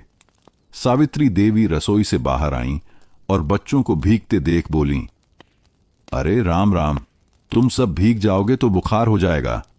गोपाल ने मासूमियत से कहा, मां, बारिश में भीगना ही तो सबसे मजेदार है। पिंकी ने भोलेपन से कहा, मां, देखो, मैं मेंढक जैसी कूद रही हूं। सावित्री देवी हंस पड़ी और बोली, ठीक है, पर ज्यादा देर तक मत भीगना, मैं चूल्हे पर पकौड़े तल रही हूं। बच्चों की आंखें चमक उठीं। राजू ने कहा, वाह मां, पकौड़े और बारिश, ये तो सबसे अच्छा संगम है। बरसात की बूंदों की टप टप आवाज के बीच चूल्हे पर गर्मागर्म पकौड़े छनने लगे। मीना मां का हाथ बटाने लगी। मां, मैं प्लेट सजाती हूं। गोपाल और पिंकी बार बार आंगन से झांक कर देखते रहे। मां, हो गए क्या? सावित्री देवी ने मुस्कुराकर कहा, धैर्य रखो बेटा, अभी चखने को मिलेंगे। आखिरकार पकौड़े और गरम चाय सबके सामने आ गई। राजू ने पहला कौर लेते ही कहा, मां, सच में तुम्हारे हाथ का स्वाद कहीं नहीं मिलता। गोपाल ने मुंह भरे भरे ही कहा, अगर रोज ऐसी बरसात हो तो कितना अच्छा हो। पिंकी खिलखिलाकर बोली, मां, ये पकौड़े तो जैसे बारिश की खुशबू खा रहे हों। बरसात में गांव के लोग भी अलग अंदाज में दिखते थे। श्याम काका खेत से लौटते हुए बोले, अरे बच्चों, बारिश से खेत तो सोना उगलेगा। गौरी काकी आंगन से आवाज लगाई, अरे सावित्री, तुम्हारे पकौड़े की खुशबू तो हमारे घर तक आ रही है। सभी हंस पड़े। बारिश थोड़ी हल्की हुई तो बच्चे बाहर खेलने निकल पड़े। गोपाल ने मिट्टी से छोटे छोटे घर बनाए। राजू ने कागज की नावें पानी में छोड़ी।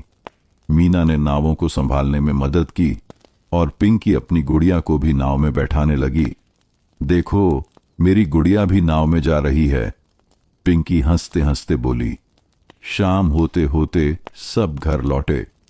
सावित्री देवी ने सबको गर्म दूध दिया और रजाई ओढ़ा दी। रामलाल ने मुस्कुराकर कहा, बरसात की यही असली खुशी है, मेहनत के बाद आराम और परिवार के साथ हंसी। मीना ने धीरे से कहा, और मां के हाथ के पकवान। बच्चे हंस पड़े और फिर सब मां के पास बैठकर बारिश की आवाज सुनते सुनते सो गए। गांव का असली सौंदर्य सिर्फ खेत खलिहानों और हरियाली में नहीं था, बल्कि वहां के आपसी रिश्तों और पड़ोस की मिठास में भी था। एक घर की खुशी दूसरे घर की होती और एक घर का दुख पूरे गांव का दुख। एक दिन सुबह सुबह सावित्री देवी आंगन में सब्जियां काट रही थीं। तभी गौरी काकी आईं और बोली, सावित्री, आज हमारी भैंस बीमार हो गई है, डॉक्टर को बुलाने जाना है, जरा मीना को मेरे घर भेज दो। मीना ने तुरंत कहा, काकी, मैं अभी आती हूं। सावित्री देवी ने मुस्कुराकर कहा, लो बेटा, पड़ोस का रिश्ता तो परिवार से कम नहीं होता, जाकर मदद करो। राजू और गोपाल भी यह सुनकर बोले, मां, हम भी काका के साथ खेत से चारा ला देंगे, भैंस जल्दी ठीक हो जाएगी। पिंकी ने भोलेपन से कहा, काकी, मैं भी भैंस को प्यार करूंगी, वो जल्दी ठीक हो जाएगी। गौरी काकी की आंखों में खुशी छलक आई। बिटिया, भगवान तुम्हें खुश रखे। थोड़ी देर बाद श्याम काका आ गए।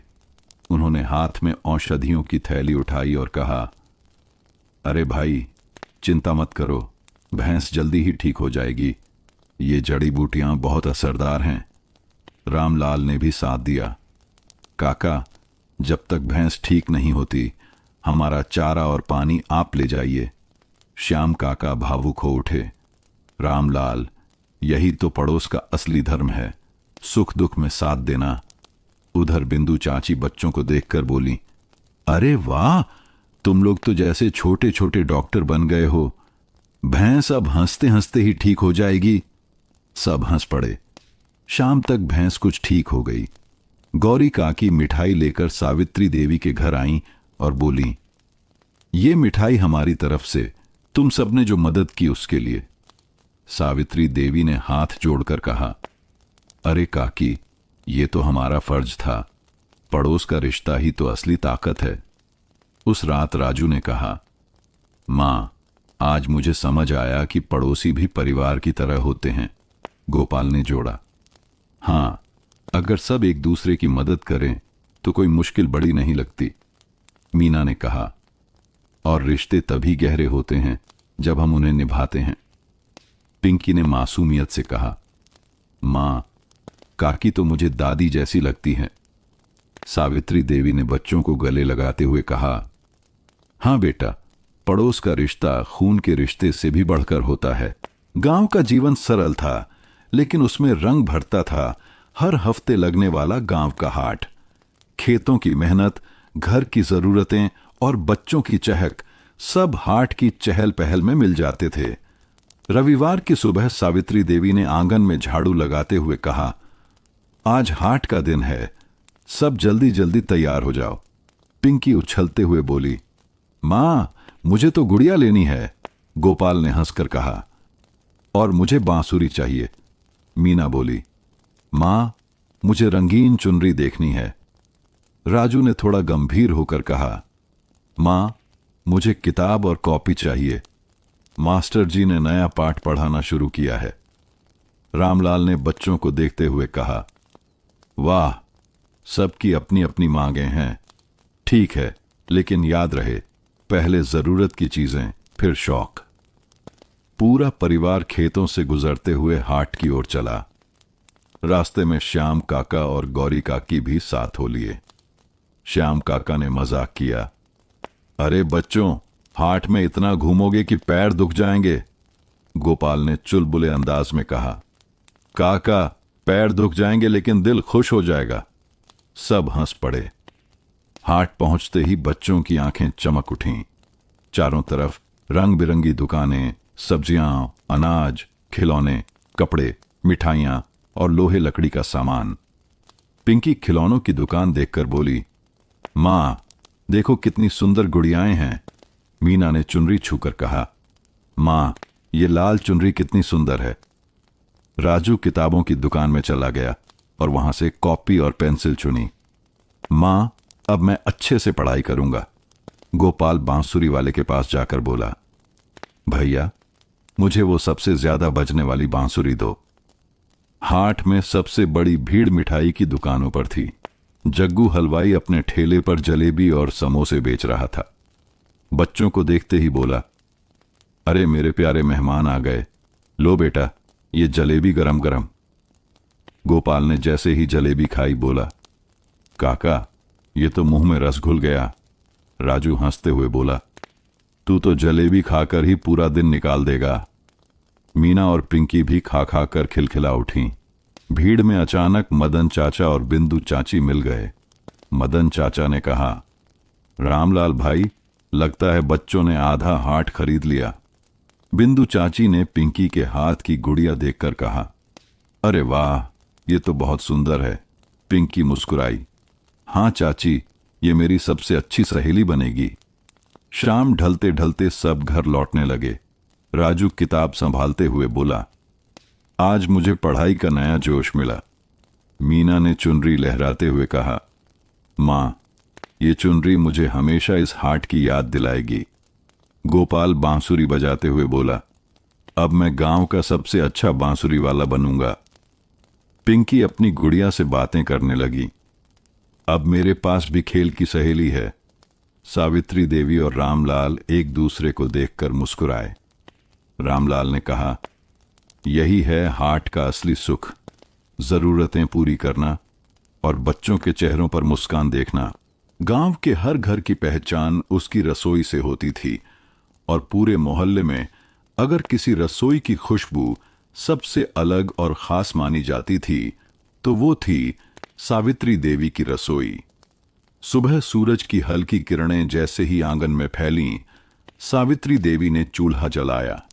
लकड़ी के जलते ही रसोई में धुएं और महक का अनोखा संगम होने लगा। राजू ने खाट से उठते हुए कहा, मां, आज क्या बना रही हो? सावित्री देवी मुस्कुराईं, आज तुम्हारे लिए आलू का पराठा और दही। गोपाल उत्साह से बोला, मां, पराठा पर मक्खन भी लगाना, मुझे मोटा मोटा चाहिए। मीना ने मां की मदद करते हुए कहा, मां, मैं आटा गूंथ देती हूं। पिंकी भी पीछे न रही, मां, मैं बेलन से छोटी छोटी रोटी बेलूंगी। सावित्री देवी हंस पड़ी, ठीक है बेटा, तुम सब मिलकर मेरी रसोई को और भी प्यारा बना देते हो। जब पराठा तवे पर सिकने लगा, उसकी खुशबू पूरे आंगन में फैल गई। उधर से गुजरते हुए श्याम काका बोले, अरे सावित्री बहन, सुबह सुबह तो भूख और बढ़ा दी। पराठों की खुशबू हमारे घर तक आ रही है। गौरी काकी भी हंसते हुए बोली, देखना, आज तुम्हारे पराठों का स्वाद हम तक पहुंचेगा। सावित्री देवी ने मुस्कुराकर कहा, आइए ना, आज सब साथ मिलकर खाते हैं। नाश्ते के बाद दोपहर में सावित्री देवी ने बच्चों को एक नई चीज खिलाने का सोचा। उन्होंने चूल्हे पर मूंग की दाल का हलवा बनाया।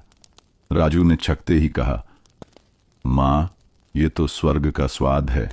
गोपाल बोला, मां, हलवे में जैसे मिठास से भी ज्यादा प्यार है। मीना ने कहा, मां, ये रेसिपी तो मैं भी सीखना चाहती हूं। पिंकी ने मुंह पर हलवा लगाकर हंसते हुए कहा, मां, ये हलवा तो मेरी गुड़िया को भी चाहिए। शाम को जब रामलाल खेत से लौटे तो सावित्री देवी ने गरम गरम खिचड़ी बनाई। रामलाल ने पहला कौर लेते हुए कहा, सावित्री, तुम्हारे हाथ का स्वाद ही थकान मिटा देता है। राजू ने जोड़ा, हां पिताजी, मां के हाथ का खाना सिर्फ पेट नहीं भरता, दिल भी भर देता है। गोपाल ने चुलबुले अंदाज में कहा, अगर मां की रसोई न होती तो गांव का स्वाद अधूरा होता। मीना और पिंकी मां के गले लग गईं। सावित्री देवी की आंखें नम हो गईं। उन्होंने धीरे से कहा, बच्चों, ये रसोई सिर्फ खाने की जगह नहीं है, ये हमारे रिश्तों की मिठास और प्यार की गर्माहट है। धीरे धीरे सावित्री देवी की रसोई गांव में एक मिसाल बन गई। त्योहारों पर, शादी ब्याह में और छोटे मोटे समारोहों में लोग कहते, अगर सावित्री देवी ने खाना बनाया है तो स्वाद में कमी नहीं होगी। मदन चाचा ने एक दिन कहा, सावित्री बहन, तुम्हारे हाथ में जादू है, जो भी खाता है बार बार याद करता है।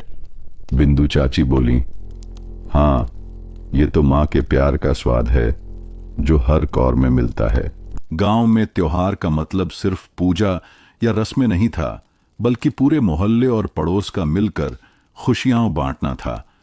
इस बार गांव में दीपावली आने वाली थी। घर घर में सफाई, सजावट और पकवानों की तैयारी चल रही थी। सुबह सुबह रामलाल ने झाड़ू उठाते हुए कहा, आज पूरा घर चमकना चाहिए, त्योहार है, मेहमान भी आएंगे। राजू ने किताबें संभालते हुए कहा, पिताजी, मैं आंगन और बरामदे की सफाई करूंगा। मीना ने अलमारी खोलते हुए कहा, मां, मैं बर्तन चमका दूंगी और कपड़े भी तह कर दूंगी। गोपाल ने शरारत भरे अंदाज में कहा, मां, मैं झाड़ू लगाऊंगा, लेकिन बस आधा आंगन। पिंकी ने मासूमियत से कहा, मां, मैं अपनी गुड़िया का भी नया घर बनाऊंगी। सावित्री देवी सबको देखकर मुस्कुराईं। बच्चों, ये सब काम मिलकर करेंगे तो घर और दिल दोनों चमकेंगे। शाम को श्याम काका और गौरी काकी आए और बोले, सावित्री बहन, त्योहार है तो मिलकर सजावट करनी चाहिए। मीना ने रंगोली बनानी शुरू की। राजू ने मिट्टी के दीपक सजाए। गोपाल और पिंकी ने फूलों की माला दरवाजे पर टांगी। गौरी काकी ने कहा, अरे वाह, तुम्हारा घर तो मंदिर जैसा लग रहा है। त्योहार का असली मजा पकवानों में था। सावित्री देवी ने चूल्हे पर बेसन के लड्डू, गुजिया और चकली बनानी शुरू की। राजू ने चकली छकते हुए कहा, मां, ये तो जैसे कुरकुरी खुशी है। गोपाल बोला, मां, गुजिया में तो जैसे मिठास फूट रही है। मीना ने बर्तन सजाते हुए कहा, मां, तुम्हारे पकवान से त्योहार और भी मीठा हो जाता है। पिंकी ने भोलेपन से कहा, मां, ये लड्डू तो जैसे गोल गोल चांद हैं। मदन चाचा, बिंदु चाची और जग्गू हलवाई भी आए। मदन चाचा बोले, सावित्री बहन, तुम्हारे घर से इतनी खुशबू आ रही है कि पूरा मोहल्ला भूखा हो जाएगा। जग्गू हलवाई हंसकर बोला, आज तो तुम्हारी गुजिया मेरी मिठाई से भी ज्यादा बिकेगी। सब खिलखिलाकर हंस पड़े। रात को पूरे परिवार ने आंगन में दीपक जलाए। रामलाल ने बच्चों को समझाया, ये दीपक सिर्फ रोशनी नहीं, बल्कि एकता और उम्मीद का प्रतीक हैं। पूरे आंगन में जैसे उजाला ही उजाला फैल गया। पिंकी ने मासूमियत से पूछा, पिताजी, ये दीपक आसमान तक चमकते होंगे क्या? रामलाल मुस्कुराकर बोले, हाँ बेटी, ये हमारी खुशियां भगवान तक पहुंचाते हैं। पूजा के बाद सबने पकवान खाए। राजू बोला, मां, ये गुजिया तो त्योहार की जान है। गोपाल बोला, और लड्डू तो जैसे हमारे दिल में बस गए। मीना बोली, मां, तुम्हारी रसोई से ही त्योहार पूरा होता है। पिंकी ने कहा, मां, ये त्योहार तो सबसे प्यारा है। सावित्री देवी ने सबको गले लगाते हुए कहा, त्योहार सिर्फ घर सजाने का नाम नहीं है, बल्कि रिश्तों और दिलों को सजाने का नाम है। गांव के स्कूल में हर साल शिक्षा और खेल का मेला लगता। यह मेला बच्चों के लिए सिर्फ मनोरंजन का स्थान नहीं, बल्कि सीखने, प्रतियोगिताओं और नए अनुभवों का भी अवसर था। सवेरे सवेरे राजू, गोपाल, मीना और पिंकी स्कूल पहुंच गए। राजू ने उत्साह से कहा, आज मैं विज्ञान प्रदर्शनी में हिस्सा लेने वाला हूं। मीना ने अपने रंग बिरंगे पोस्टर दिखाते हुए कहा, और मैं कला प्रतियोगिता में। देखना, मेरी रंगोली सबसे सुंदर होगी। गोपाल ने शरारत भरे अंदाज में कहा, मैं खेल प्रतियोगिता में दौड़ लगाऊंगा, सबको हरा दूंगा। पिंकी ने मासूमियत से कहा, और मैं कहानियों के नुक्कड़ नाटक में, मेरी गुड़िया भी आएगी। स्कूल में बच्चे अपने अपने स्टॉल सजाकर आए। राजू ने विज्ञान प्रोजेक्ट पर पानी की सफाई दिखाई। मास्टर जी ने मुस्कुराकर कहा, शाबाश राजू, इसी तरह मेहनत से ज्ञान भी बढ़ता है। मीना की रंगोली और चित्रकारी ने सबका मन मोह लिया। गोपाल ने दौड़ में अपने दोस्तों को पीछे छोड़ दिया। पिंकी ने अपने नुक्कड़ नाटक में गुड़िया के साथ भूमिका निभाई और सब हंस हंस कर ताली बजाने लगे। सावित्री देवी और रामलाल भी स्कूल आए। सावित्री देवी ने बच्चों के स्टॉल देखकर कहा, बच्चों, तुमने कमाल कर दिया, मुझे तुम पर गर्व है। रामलाल ने गोपाल की दौड़ को देखा और कहा, देखो बेटा, मेहनत और उत्साह से हर मंजिल हासिल की जा सकती है। श्याम काका और गौरी काकी भी बच्चों का उत्साह बढ़ाने के लिए आए। वाह, हमारे गांव के बच्चे कितने होशियार और मेहनती हैं। मेला सिर्फ प्रतियोगिताओं तक सीमित नहीं था। खाने पीने की स्टॉल, झूले और झूला, खेल और हंसी की आवाज हर जगह गूंज रही थी। पिंकी ने लड्डू और चाट खाई और हंसते हुए कहा, मां, मेला तो जैसे जादू का घर है। मीना ने अपने चित्रों की तारीफ सुनकर खुश होकर कहा, देखो मां, मेहनत रंग लाई। राजू ने विज्ञान प्रोजेक्ट जीतकर कहा, मां बाबूजी, मेहनत और समझ से ही जीत मिलती है। गोपाल ने दौड़ में पहला स्थान पाकर कहा, मुझे अब खेलों में और मेहनत करनी है। शाम को जब मेला खत्म हुआ तो बच्चों ने अपने पुरस्कार और अनुभव घर लाए। सावित्री देवी ने बच्चों को गले लगाते हुए कहा, बच्चों, मेहनत और उत्साह दोनों ही जरूरी हैं। आज तुमने दिखा दिया। रामलाल ने बच्चों से कहा, सफलता सिर्फ इनाम में नहीं है, बल्कि सीखने और मेहनत करने में है। मीना ने पिंकी की तरफ देखकर कहा, देखो, हमारी गुड़िया ने भी मंच पर अच्छा किया। पिंकी हंसकर बोली, हां दीदी, गुड़िया भी खुश है। सब हंस पड़े और घर लौटते हुए शाम की ठंडी हवा में बच्चों की हंसी गूंज रही थी। गांव का जीवन साधारण था, लेकिन वहां की छोटी छोटी खुशियां ही सबसे बड़ी दौलत थी। सुबह से शाम तक बच्चों की हंसी, खेल, गांव के काम और माँ बाबूजी का प्यार सबको जोड़कर रखता। सुबह सुबह राजू और गोपाल आंगन में दौड़ते हुए बोले, आज कौन सबसे पहले तितली पकड़ पाएगा? पिंकी ने अपनी गुड़िया को पकड़ते हुए कहा, मैं भी खेलूंगी, मेरी गुड़िया भी दौड़ेगी। मीना ने हंसते हुए कहा, भाई लोग, पहले स्कूल का काम निपटा लो, फिर खेलेंगे। रामलाल ने बच्चों को मुस्कुराकर देखा, ठीक है बेटा, पहले पढ़ाई फिर शरारत। सावित्री देवी भी रसोई से झांकते हुए बोलीं, बच्चों, खेलो, लेकिन सफाई का ध्यान रखना, और हां, पराठा खाने के बाद खेलो। खेल में गोपाल और राजू की टक्कर मजेदार थी। गोपाल बोला, भैया, तुम मुझे पकड़ नहीं सकते।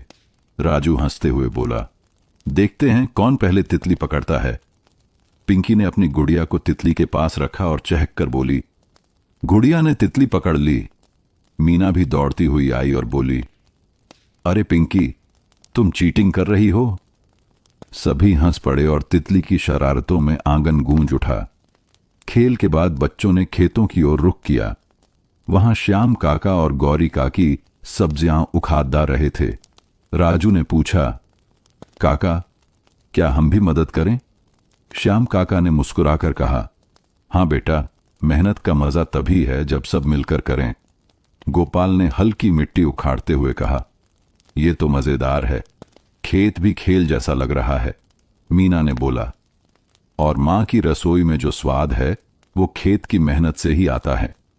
पिंकी ने अपनी गुड़िया को मिट्टी में बैठाकर कहा, देखो, गुड़िया भी मेहनत कर रही है। सावित्री देवी ने सबको देखकर कहा, बच्चों, यही गांव की असली खुशी है, छोटी छोटी चीजों में संतोष और प्यार।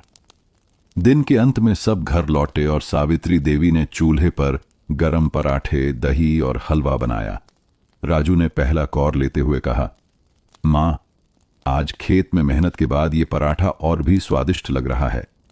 गोपाल बोला, हां, मां के हाथ का स्वाद तो हर दिन चाहिए। मीना ने हलवे का बर्तन देखकर कहा, मां, यह हलवा भी गांव की खुशियों जैसा मीठा है। पिंकी ने मुंह में हलवा भरते हुए कहा, मां, यह हलवा मेरे दिल में भी बस गया। रामलाल ने बच्चों को देखकर मुस्कुराया, देखो बच्चों, असली खुशी छोटी छोटी चीजों में छुपी है, खेल, मेहनत और मां के हाथ का खाना। रात होते होते बच्चे अपने अपने कमरे में बैठे। राजू ने स्कूल की किताबें संभाली। मीना ने रंगोली और चित्रकारी याद की। गोपाल अपनी बांसुरी बजाता रहा। पिंकी अपनी गुड़िया के साथ सोने की तैयारी कर रही थी। सावित्री देवी ने बच्चों को गले लगाते हुए कहा, बच्चों, हर दिन में खुशियां ढूंढो, छोटे छोटे पल ही सबसे बड़े खजाने हैं। रामलाल ने कहा, सही कहा बच्चों, मेहनत, प्यार और अपनापन, यही जीवन की असली दौलत है। सावन के महीनों के बाद गांव के खेत सुनहरी रंगत में बदल गए थे। बारिश ने खेतों को हरा भरा कर दिया और फसल की खुशबू पूरे गांव में फैल गई थी। अब वक्त था कटाई का और बच्चों के साथ पूरा परिवार इसमें जुट गया। सुबह सुबह रामलाल बच्चों को खेत की ओर ले गए। बच्चों, आज फसल की कटाई करनी है, मेहनत करोगे तो खुशी भी ज्यादा मिलेगी। राजू ने कूदते हुए कहा, पिताजी, मैं सबसे जल्दी कटाई करूंगा। गोपाल ने भरे अंदाज में कहा, और मैं सबसे बड़े गट्ठर लाऊंगा। मीना ने हाथ में झाड़ू और झोला लिया। मैं फसल को साफ करके गट्ठर में रखूंगी। पिंकी ने मासूमियत से कहा, मां, मैं अपनी गुड़िया के साथ खेत की गिनती करूंगी। सावित्री देवी मुस्कुराई। बच्चों, मेहनत में मजा है, बस सावधानी से काम करना। राजू और गोपाल गेहूं के गट्ठर बनाने लगे। गोपाल बोला, भैया देखो, ये सबसे बड़ा गट्ठर। राजू ने मुस्कुराकर कहा, हां, लेकिन संतुलन बनाए रखना, नहीं तो गिर जाएगा। मीना ने गट्ठर सजाते हुए कहा, देखो, मैं हर गट्ठर को सुंदर बना रही हूं। पिंकी भी छोटी छोटी बालियों को गिनते हुए खुश थी। गुड़िया भी गिनती में मदद कर रही है। श्याम काका और गौरी काकी भी खेत में आ गए और बोले, वाह बच्चों, तुमने फसल को और भी सुंदर बना दिया। बारिश की मिट्टी की महक और हरी भरी फसल का संगम जैसे सबको नई ऊर्जा दे रहा था। राजू ने कहा, भैया, ये खुशबू हमेशा याद रहेगी। गोपाल ने जोड़ा, और बारिश के बाद खेत में खेलना भी तो अलग मजा है। मीना ने कहा, मां के पकवान की याद भी तो आती है, खासकर कटाई के बाद। पिंकी ने हंसते हुए कहा, हां, मां के पराठे और हलवा अब और स्वादिष्ट लगेंगे। कटाई के बाद घर लौटते ही सावित्री देवी चूल्हे पर पकवान बनाने लगी।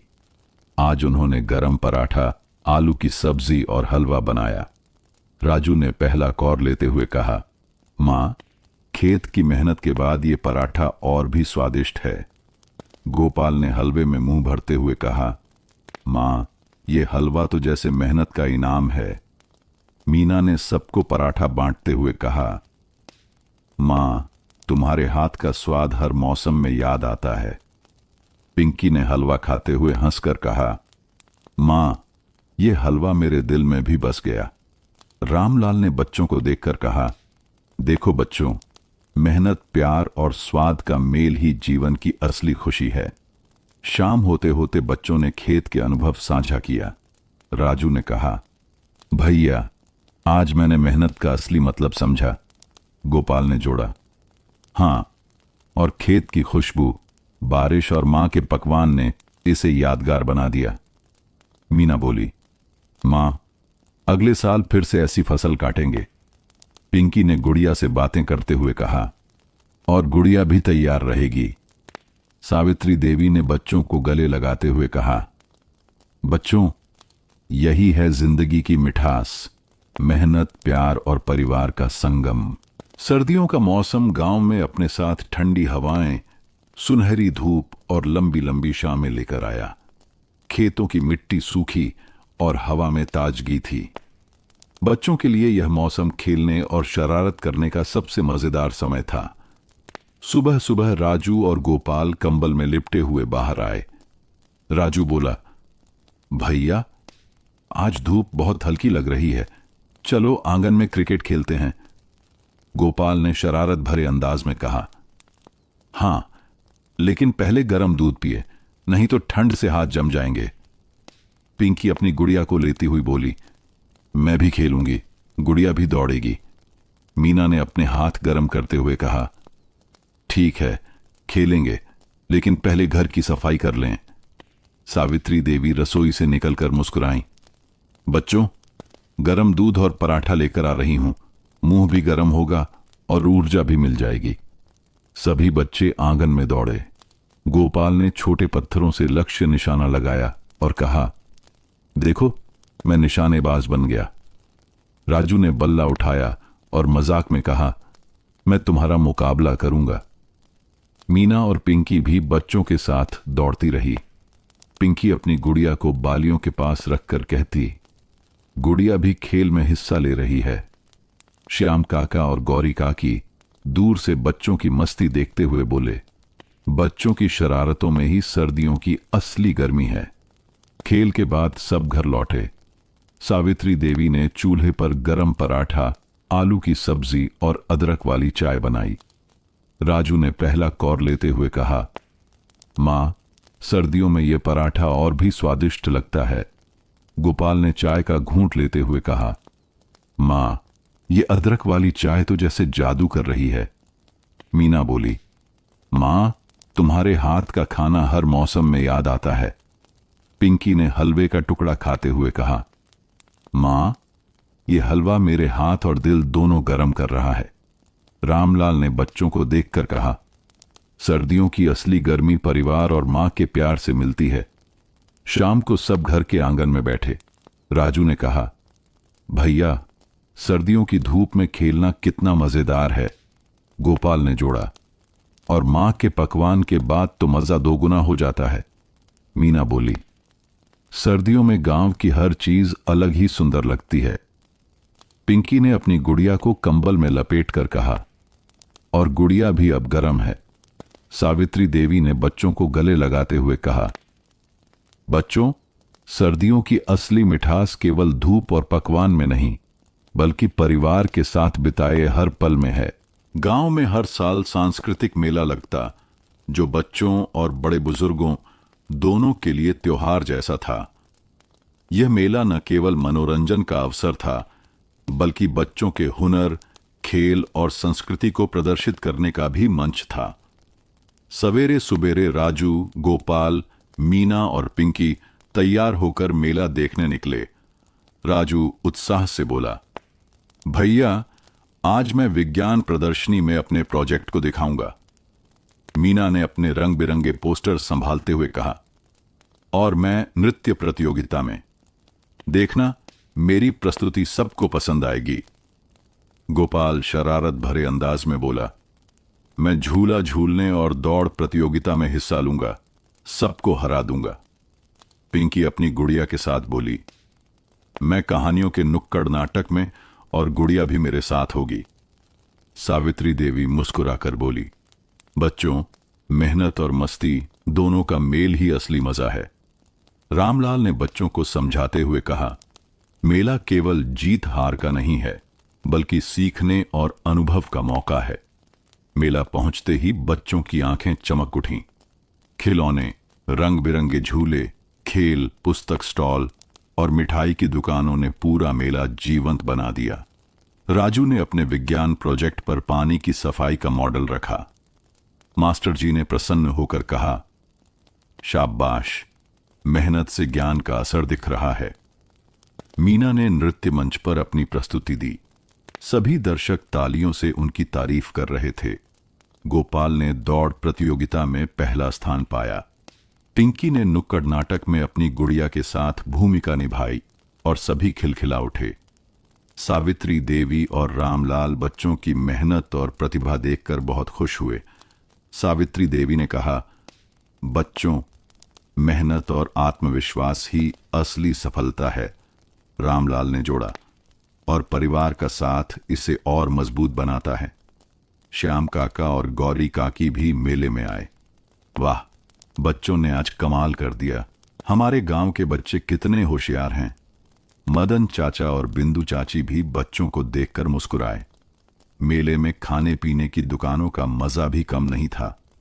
पिंकी ने लड्डू खाए और बोली, मां, मेला तो सच में जादू का घर है।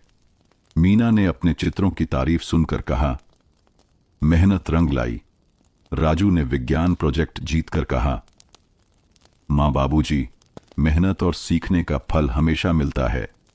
गोपाल ने झूले पर चढ़कर हंसते हुए कहा, मेला सिर्फ खेल और इनाम का नहीं, बल्कि खुशी और अनुभव का है।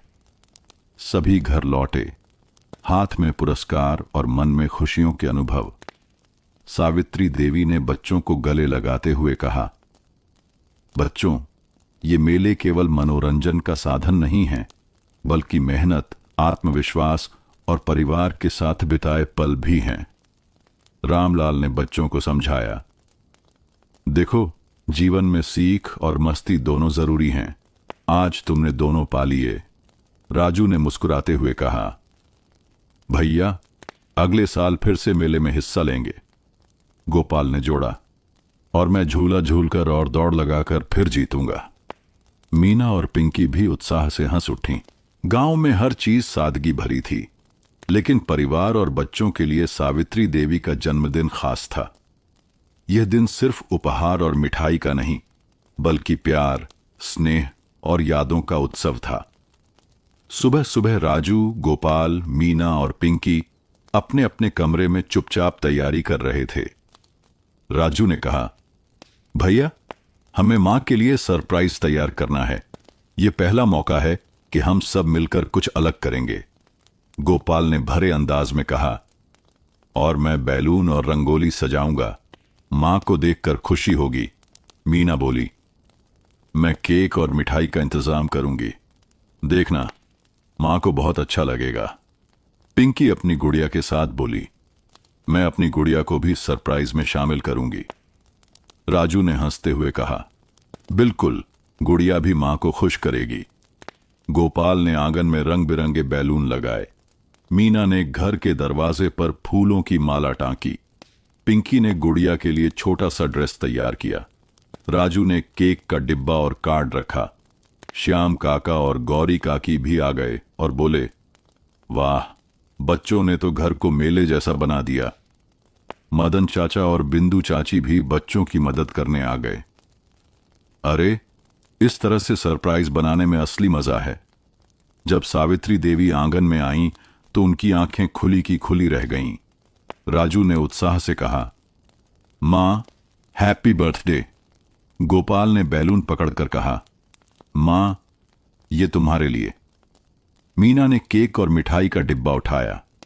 पिंकी अपनी गुड़िया लेकर बोली, मां, ये गुड़िया भी तुम्हारे लिए।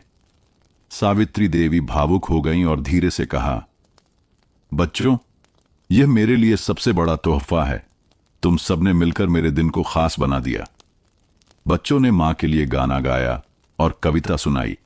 राजू बोला, मां, तुम हमेशा हमारे लिए सबसे प्यारी हो। गोपाल ने जोड़ा। मां, तुम्हारे हाथ का खाना और प्यार हर दिन याद आता है। मीना बोली। मां, तुम्हारे बिना गांव और घर अधूरा लगता है। पिंकी ने मासूमियत से कहा। मां, गुड़िया भी कह रही है हैप्पी बर्थडे। सावित्री देवी ने सबको गले लगाते हुए कहा, बच्चों, यही मेरा सबसे बड़ा उपहार है, तुम्हारा प्यार और अपनापन। रात को रामलाल ने कहा, सावित्री, आज घर में मिठास सिर्फ केक और हलवे में नहीं बल्कि बच्चों और परिवार के प्यार में है। श्याम काका और गौरी काकी ने बच्चों को देखा और मुस्कुराए। देखो, बच्चों ने मां के लिए कितना प्यार जुटाया है। मदन चाचा और बिंदु चाची भी खुश थे। सच्चा प्यार तो यही है। सरप्राइज और मेहनत दोनों मिलकर खुशी लाते हैं। सर्दियों के मौसम में गांव के लोग उत्सव और त्योहारों में डूब जाते थे। इस बार मकर संक्रांति और फागुनी त्योहार एक ही महीने में आने वाले थे। पूरा गांव रंग बिरंगे पतंगों, पकवानों और खेलों से सज गया। सुबह सुबह राजू, गोपाल, मीना और पिंकी घर के आंगन में जुट गए। राजू बोला, भैया, आज पतंग उड़ाकर गांव की खुशियां मनाएंगे। गोपाल भरे अंदाज में बोला, और मैं सबसे ऊंची पतंग उड़ाऊंगा, सबको हरा दूंगा। मीना ने अपने रंग बिरंगे कपड़े सजाए और बोली, मैं और पिंकी मिलकर खेलों और गीतों में हिस्सा लेंगी। पिंकी अपनी गुड़िया के साथ बोली, गुड़िया भी आज मस्ती करेगी। सावित्री देवी रसोई से आई और बच्चों को देखा। बच्चों, पहले गरम पकवान खा लो, फिर खेल और उत्सव में भाग लेना। रामलाल ने बच्चों को समझाया, त्योहार सिर्फ खेल और पकवान का नहीं है बल्कि एकता और खुशी का भी है। आंगन और खेतों में बच्चे पतंग उड़ाने लगे। राजू ने सबसे ऊंची पतंग उड़ाई। गोपाल ने हंसते हुए कहा, भैया, तुम्हारी पतंग पकड़ी जाएगी, देखो मेरी। मीना और पिंकी भी रंग बिरंगे पतंग लेकर दौड़ रही थीं। पिंकी बोली, गुड़िया भी अपनी पतंग उड़ाएगी। श्याम काका और गौरी काकी दूर से बच्चों की मस्ती देखते हुए बोले, बच्चों की शरारत और खेलों में ही त्योहार की असली मिठास है। मदन चाचा और बिंदु चाची भी बच्चों की मदद करने आ गए। वाह, बच्चों ने पतंगबाजी में कमाल कर दिया। खेल के बाद सब घर लौटे। सावित्री देवी ने तिल के लड्डू, गुड़ और रेवड़ी बनाई। राजू ने पहला लड्डू खाते हुए कहा, मां, ये लड्डू तो जैसे सर्दियों की मिठास है। गोपाल ने गुड़ की रेवड़ी खाते हुए कहा, मां, ये स्वाद तो पूरे गांव की खुशियों जैसा है। मीना बोली, मां, तुम्हारे हाथ का पकवान हर त्योहार को यादगार बना देता है।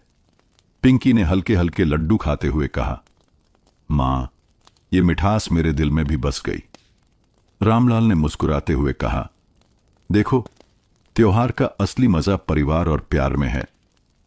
दोपहर को गांव में फागुनी गीत और नृत्य का कार्यक्रम हुआ। मीना और पिंकी ने बच्चों के साथ नृत्य किया। राजू और गोपाल ने गांव के खेल प्रतियोगिता में भाग लिया। सावित्री देवी और रामलाल बच्चों की प्रस्तुति देखकर बहुत खुश हुए। श्याम काका बोले, बच्चों ने आज सच में गांव का नाम रोशन कर दिया। गौरी काकी ने जोड़ा, और परिवार का साथ इसे और भी खास बना देता है। शाम को सब घर लौटे। सावित्री देवी ने बच्चों को गले लगाते हुए कहा, बच्चों, त्योहार केवल खेल और पकवान नहीं बल्कि परिवार और गांव की खुशियों का मेल है। रामलाल ने मुस्कुराते हुए कहा, सच्चा उत्सव वही है जिसमें प्यार, मेहनत और अपनापन मिलकर सबको जोड़ दे। राजू ने कहा, भैया, अगले साल फिर से पूरी तैयारी करेंगे। गोपाल ने जोड़ा, और मैं फिर सबसे ऊंची पतंग उड़ाऊंगा। मीना और पिंकी भी खुशी से हंस उठीं। गांव में गर्मियां आईं। खेतों में हल्की धूप, आंगन में खेलते बच्चों की हंसी और मां के हाथ के ठंडे पकवानों की खुशबू हर दिन को यादगार बना रही थी। गर्मियों में बच्चों का उत्साह और शरारतें कुछ अलग ही रंग ले आती थीं। सुबह सुबह राजू, गोपाल, मीना और पिंकी आंगन में बैठे थे। राजू ने कहा, भैया, आज गर्मी ज्यादा है लेकिन हमें खेलने में मजा आएगा। गोपाल ने हंसते हुए कहा, और मैं पानी के खेल में सबसे आगे रहूंगा, देखो सबको भीगा दूंगा। मीना ने अपने हाथ में पंखा लेकर कहा, मैं धूप से बचकर खेलूंगी, लेकिन मस्ती में पीछे नहीं रहूंगी। पिंकी अपनी गुड़िया के साथ बोली, गुड़िया भी गर्मी में खेलने के लिए तैयार है।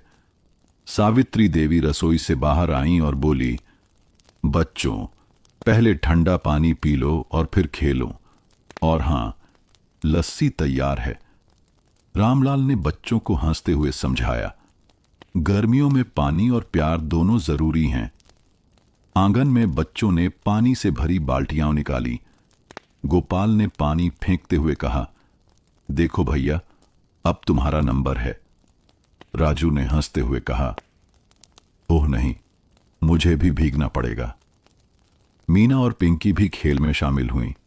पिंकी बोली, गुड़िया भी अब भीग रही है। श्याम काका और गौरी काकी दूर से बच्चों को देखकर बोले, गर्मियों की असली मस्ती बच्चों की शरारत में है। मदन चाचा और बिंदु चाची भी बच्चों के पास आए। वाह, ये गर्मियों का खेल तो बहुत मजेदार है।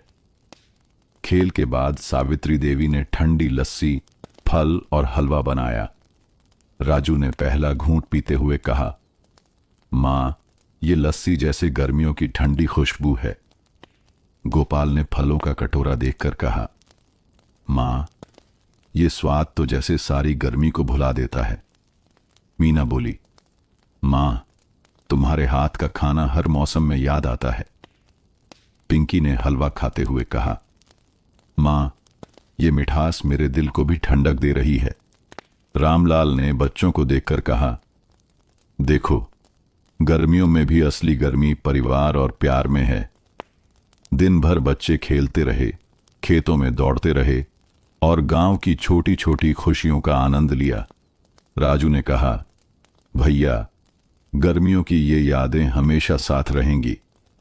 गोपाल ने जोड़ा, हां, और पानी के खेल और मां का खाना यादगार बनाते हैं। मीना बोली, गर्मियों में भी गांव की हर चीज अलग ही सुंदर लगती है। पिंकी अपनी गुड़िया के साथ बोली, और गुड़िया भी अब खुश है। सावित्री देवी ने बच्चों को गले लगाते हुए कहा, बच्चों, गर्मियों की असली मिठास सिर्फ ठंडक और मस्ती में नहीं, बल्कि परिवार और प्यार में है। समय की गति निरंतर चल रही थी, लेकिन राजू, गोपाल, मीना और पिंकी के दिलों में बचपन की हर याद अभी भी ताजा थी। गांव की हर गलियां, आंगन की हर धूप, बारिश की हर बूंद और मां के हाथ के पकवान, सब कुछ उनके लिए अमूल्य खजाना बन गया था। एक हल्की धूप वाली सुबह थी। राजू ने कहा, भैया, लगता है जैसे पूरे बचपन की यादें आज वापस आ रही हैं। गोपाल ने हंसते हुए कहा, हां, और हर मौसम, बारिश, सर्दी या गर्मी, सब में मस्ती और शरारत शामिल थी। मीना ने कहा, और मां का हाथ का खाना हर मौसम में याद आता है। पिंकी अपनी गुड़िया को गले लगाते हुए बोली, गुड़िया भी यही कह रही है, मां के प्यार की मिठास सबसे प्यारी है। सावित्री देवी ने बच्चों को गले लगाते हुए कहा, बच्चों, यही यादें जीवन की असली दौलत हैं। इन्हें हमेशा अपने दिल में संजोकर रखना। रामलाल ने मुस्कुराते हुए कहा, और परिवार का साथ इन्हें और भी खास बनाता है। गांव में हर मौसम और त्योहार ने बच्चों के बचपन को रंगीन और खुशहाल बनाया। बारिश में गोपाल और राजू ने खेतों में दौड़ लगाई, मिट्टी और पानी की शरारत की। सर्दियों में मीना और पिंकी ने आंगन में पतंग उड़ाई और मां के हाथ का हलवा खाया। गर्मियों में राजू और गोपाल ने पानी के खेल खेले और ठंडी लस्सी पी। त्योहारों में पूरे परिवार और पड़ोसी मकर संक्रांति, दीपावली और जन्मदिन को मिलकर मनाते रहे। श्याम काका और गौरी काकी हमेशा बच्चों के साथ रहते, उनका मार्गदर्शन करते। मदन चाचा और बिंदु चाची बच्चों की हर खुशी और शरारत में शामिल रहते। सावित्री देवी का हाथ का खाना हर मौसम और मौके पर बच्चों के दिल में बस गया। राजू ने कहा, भैया, मां का खाना सिर्फ स्वादिष्ट नहीं, बल्कि प्यार से भरा है। गोपाल ने जोड़ा, और वही प्यार हमें हर मौसम में खुशी देता है। मीना बोली, माँ के हाथ का खाना, बचपन की यादें और गांव की खुशियां सब एक साथ जुड़कर जीवन को सुंदर बनाते हैं। पिंकी ने मासूमियत से कहा, गुड़िया भी यही कह रही है कि प्यार ही सबसे बड़ी दौलत है। शाम को पूरा परिवार आंगन में बैठा। राजू और गोपाल ने अपने खेल और शरारतों की यादें साझा कीं। मीना और पिंकी ने अपने रंग बिरंगे चित्र और गीत याद किए।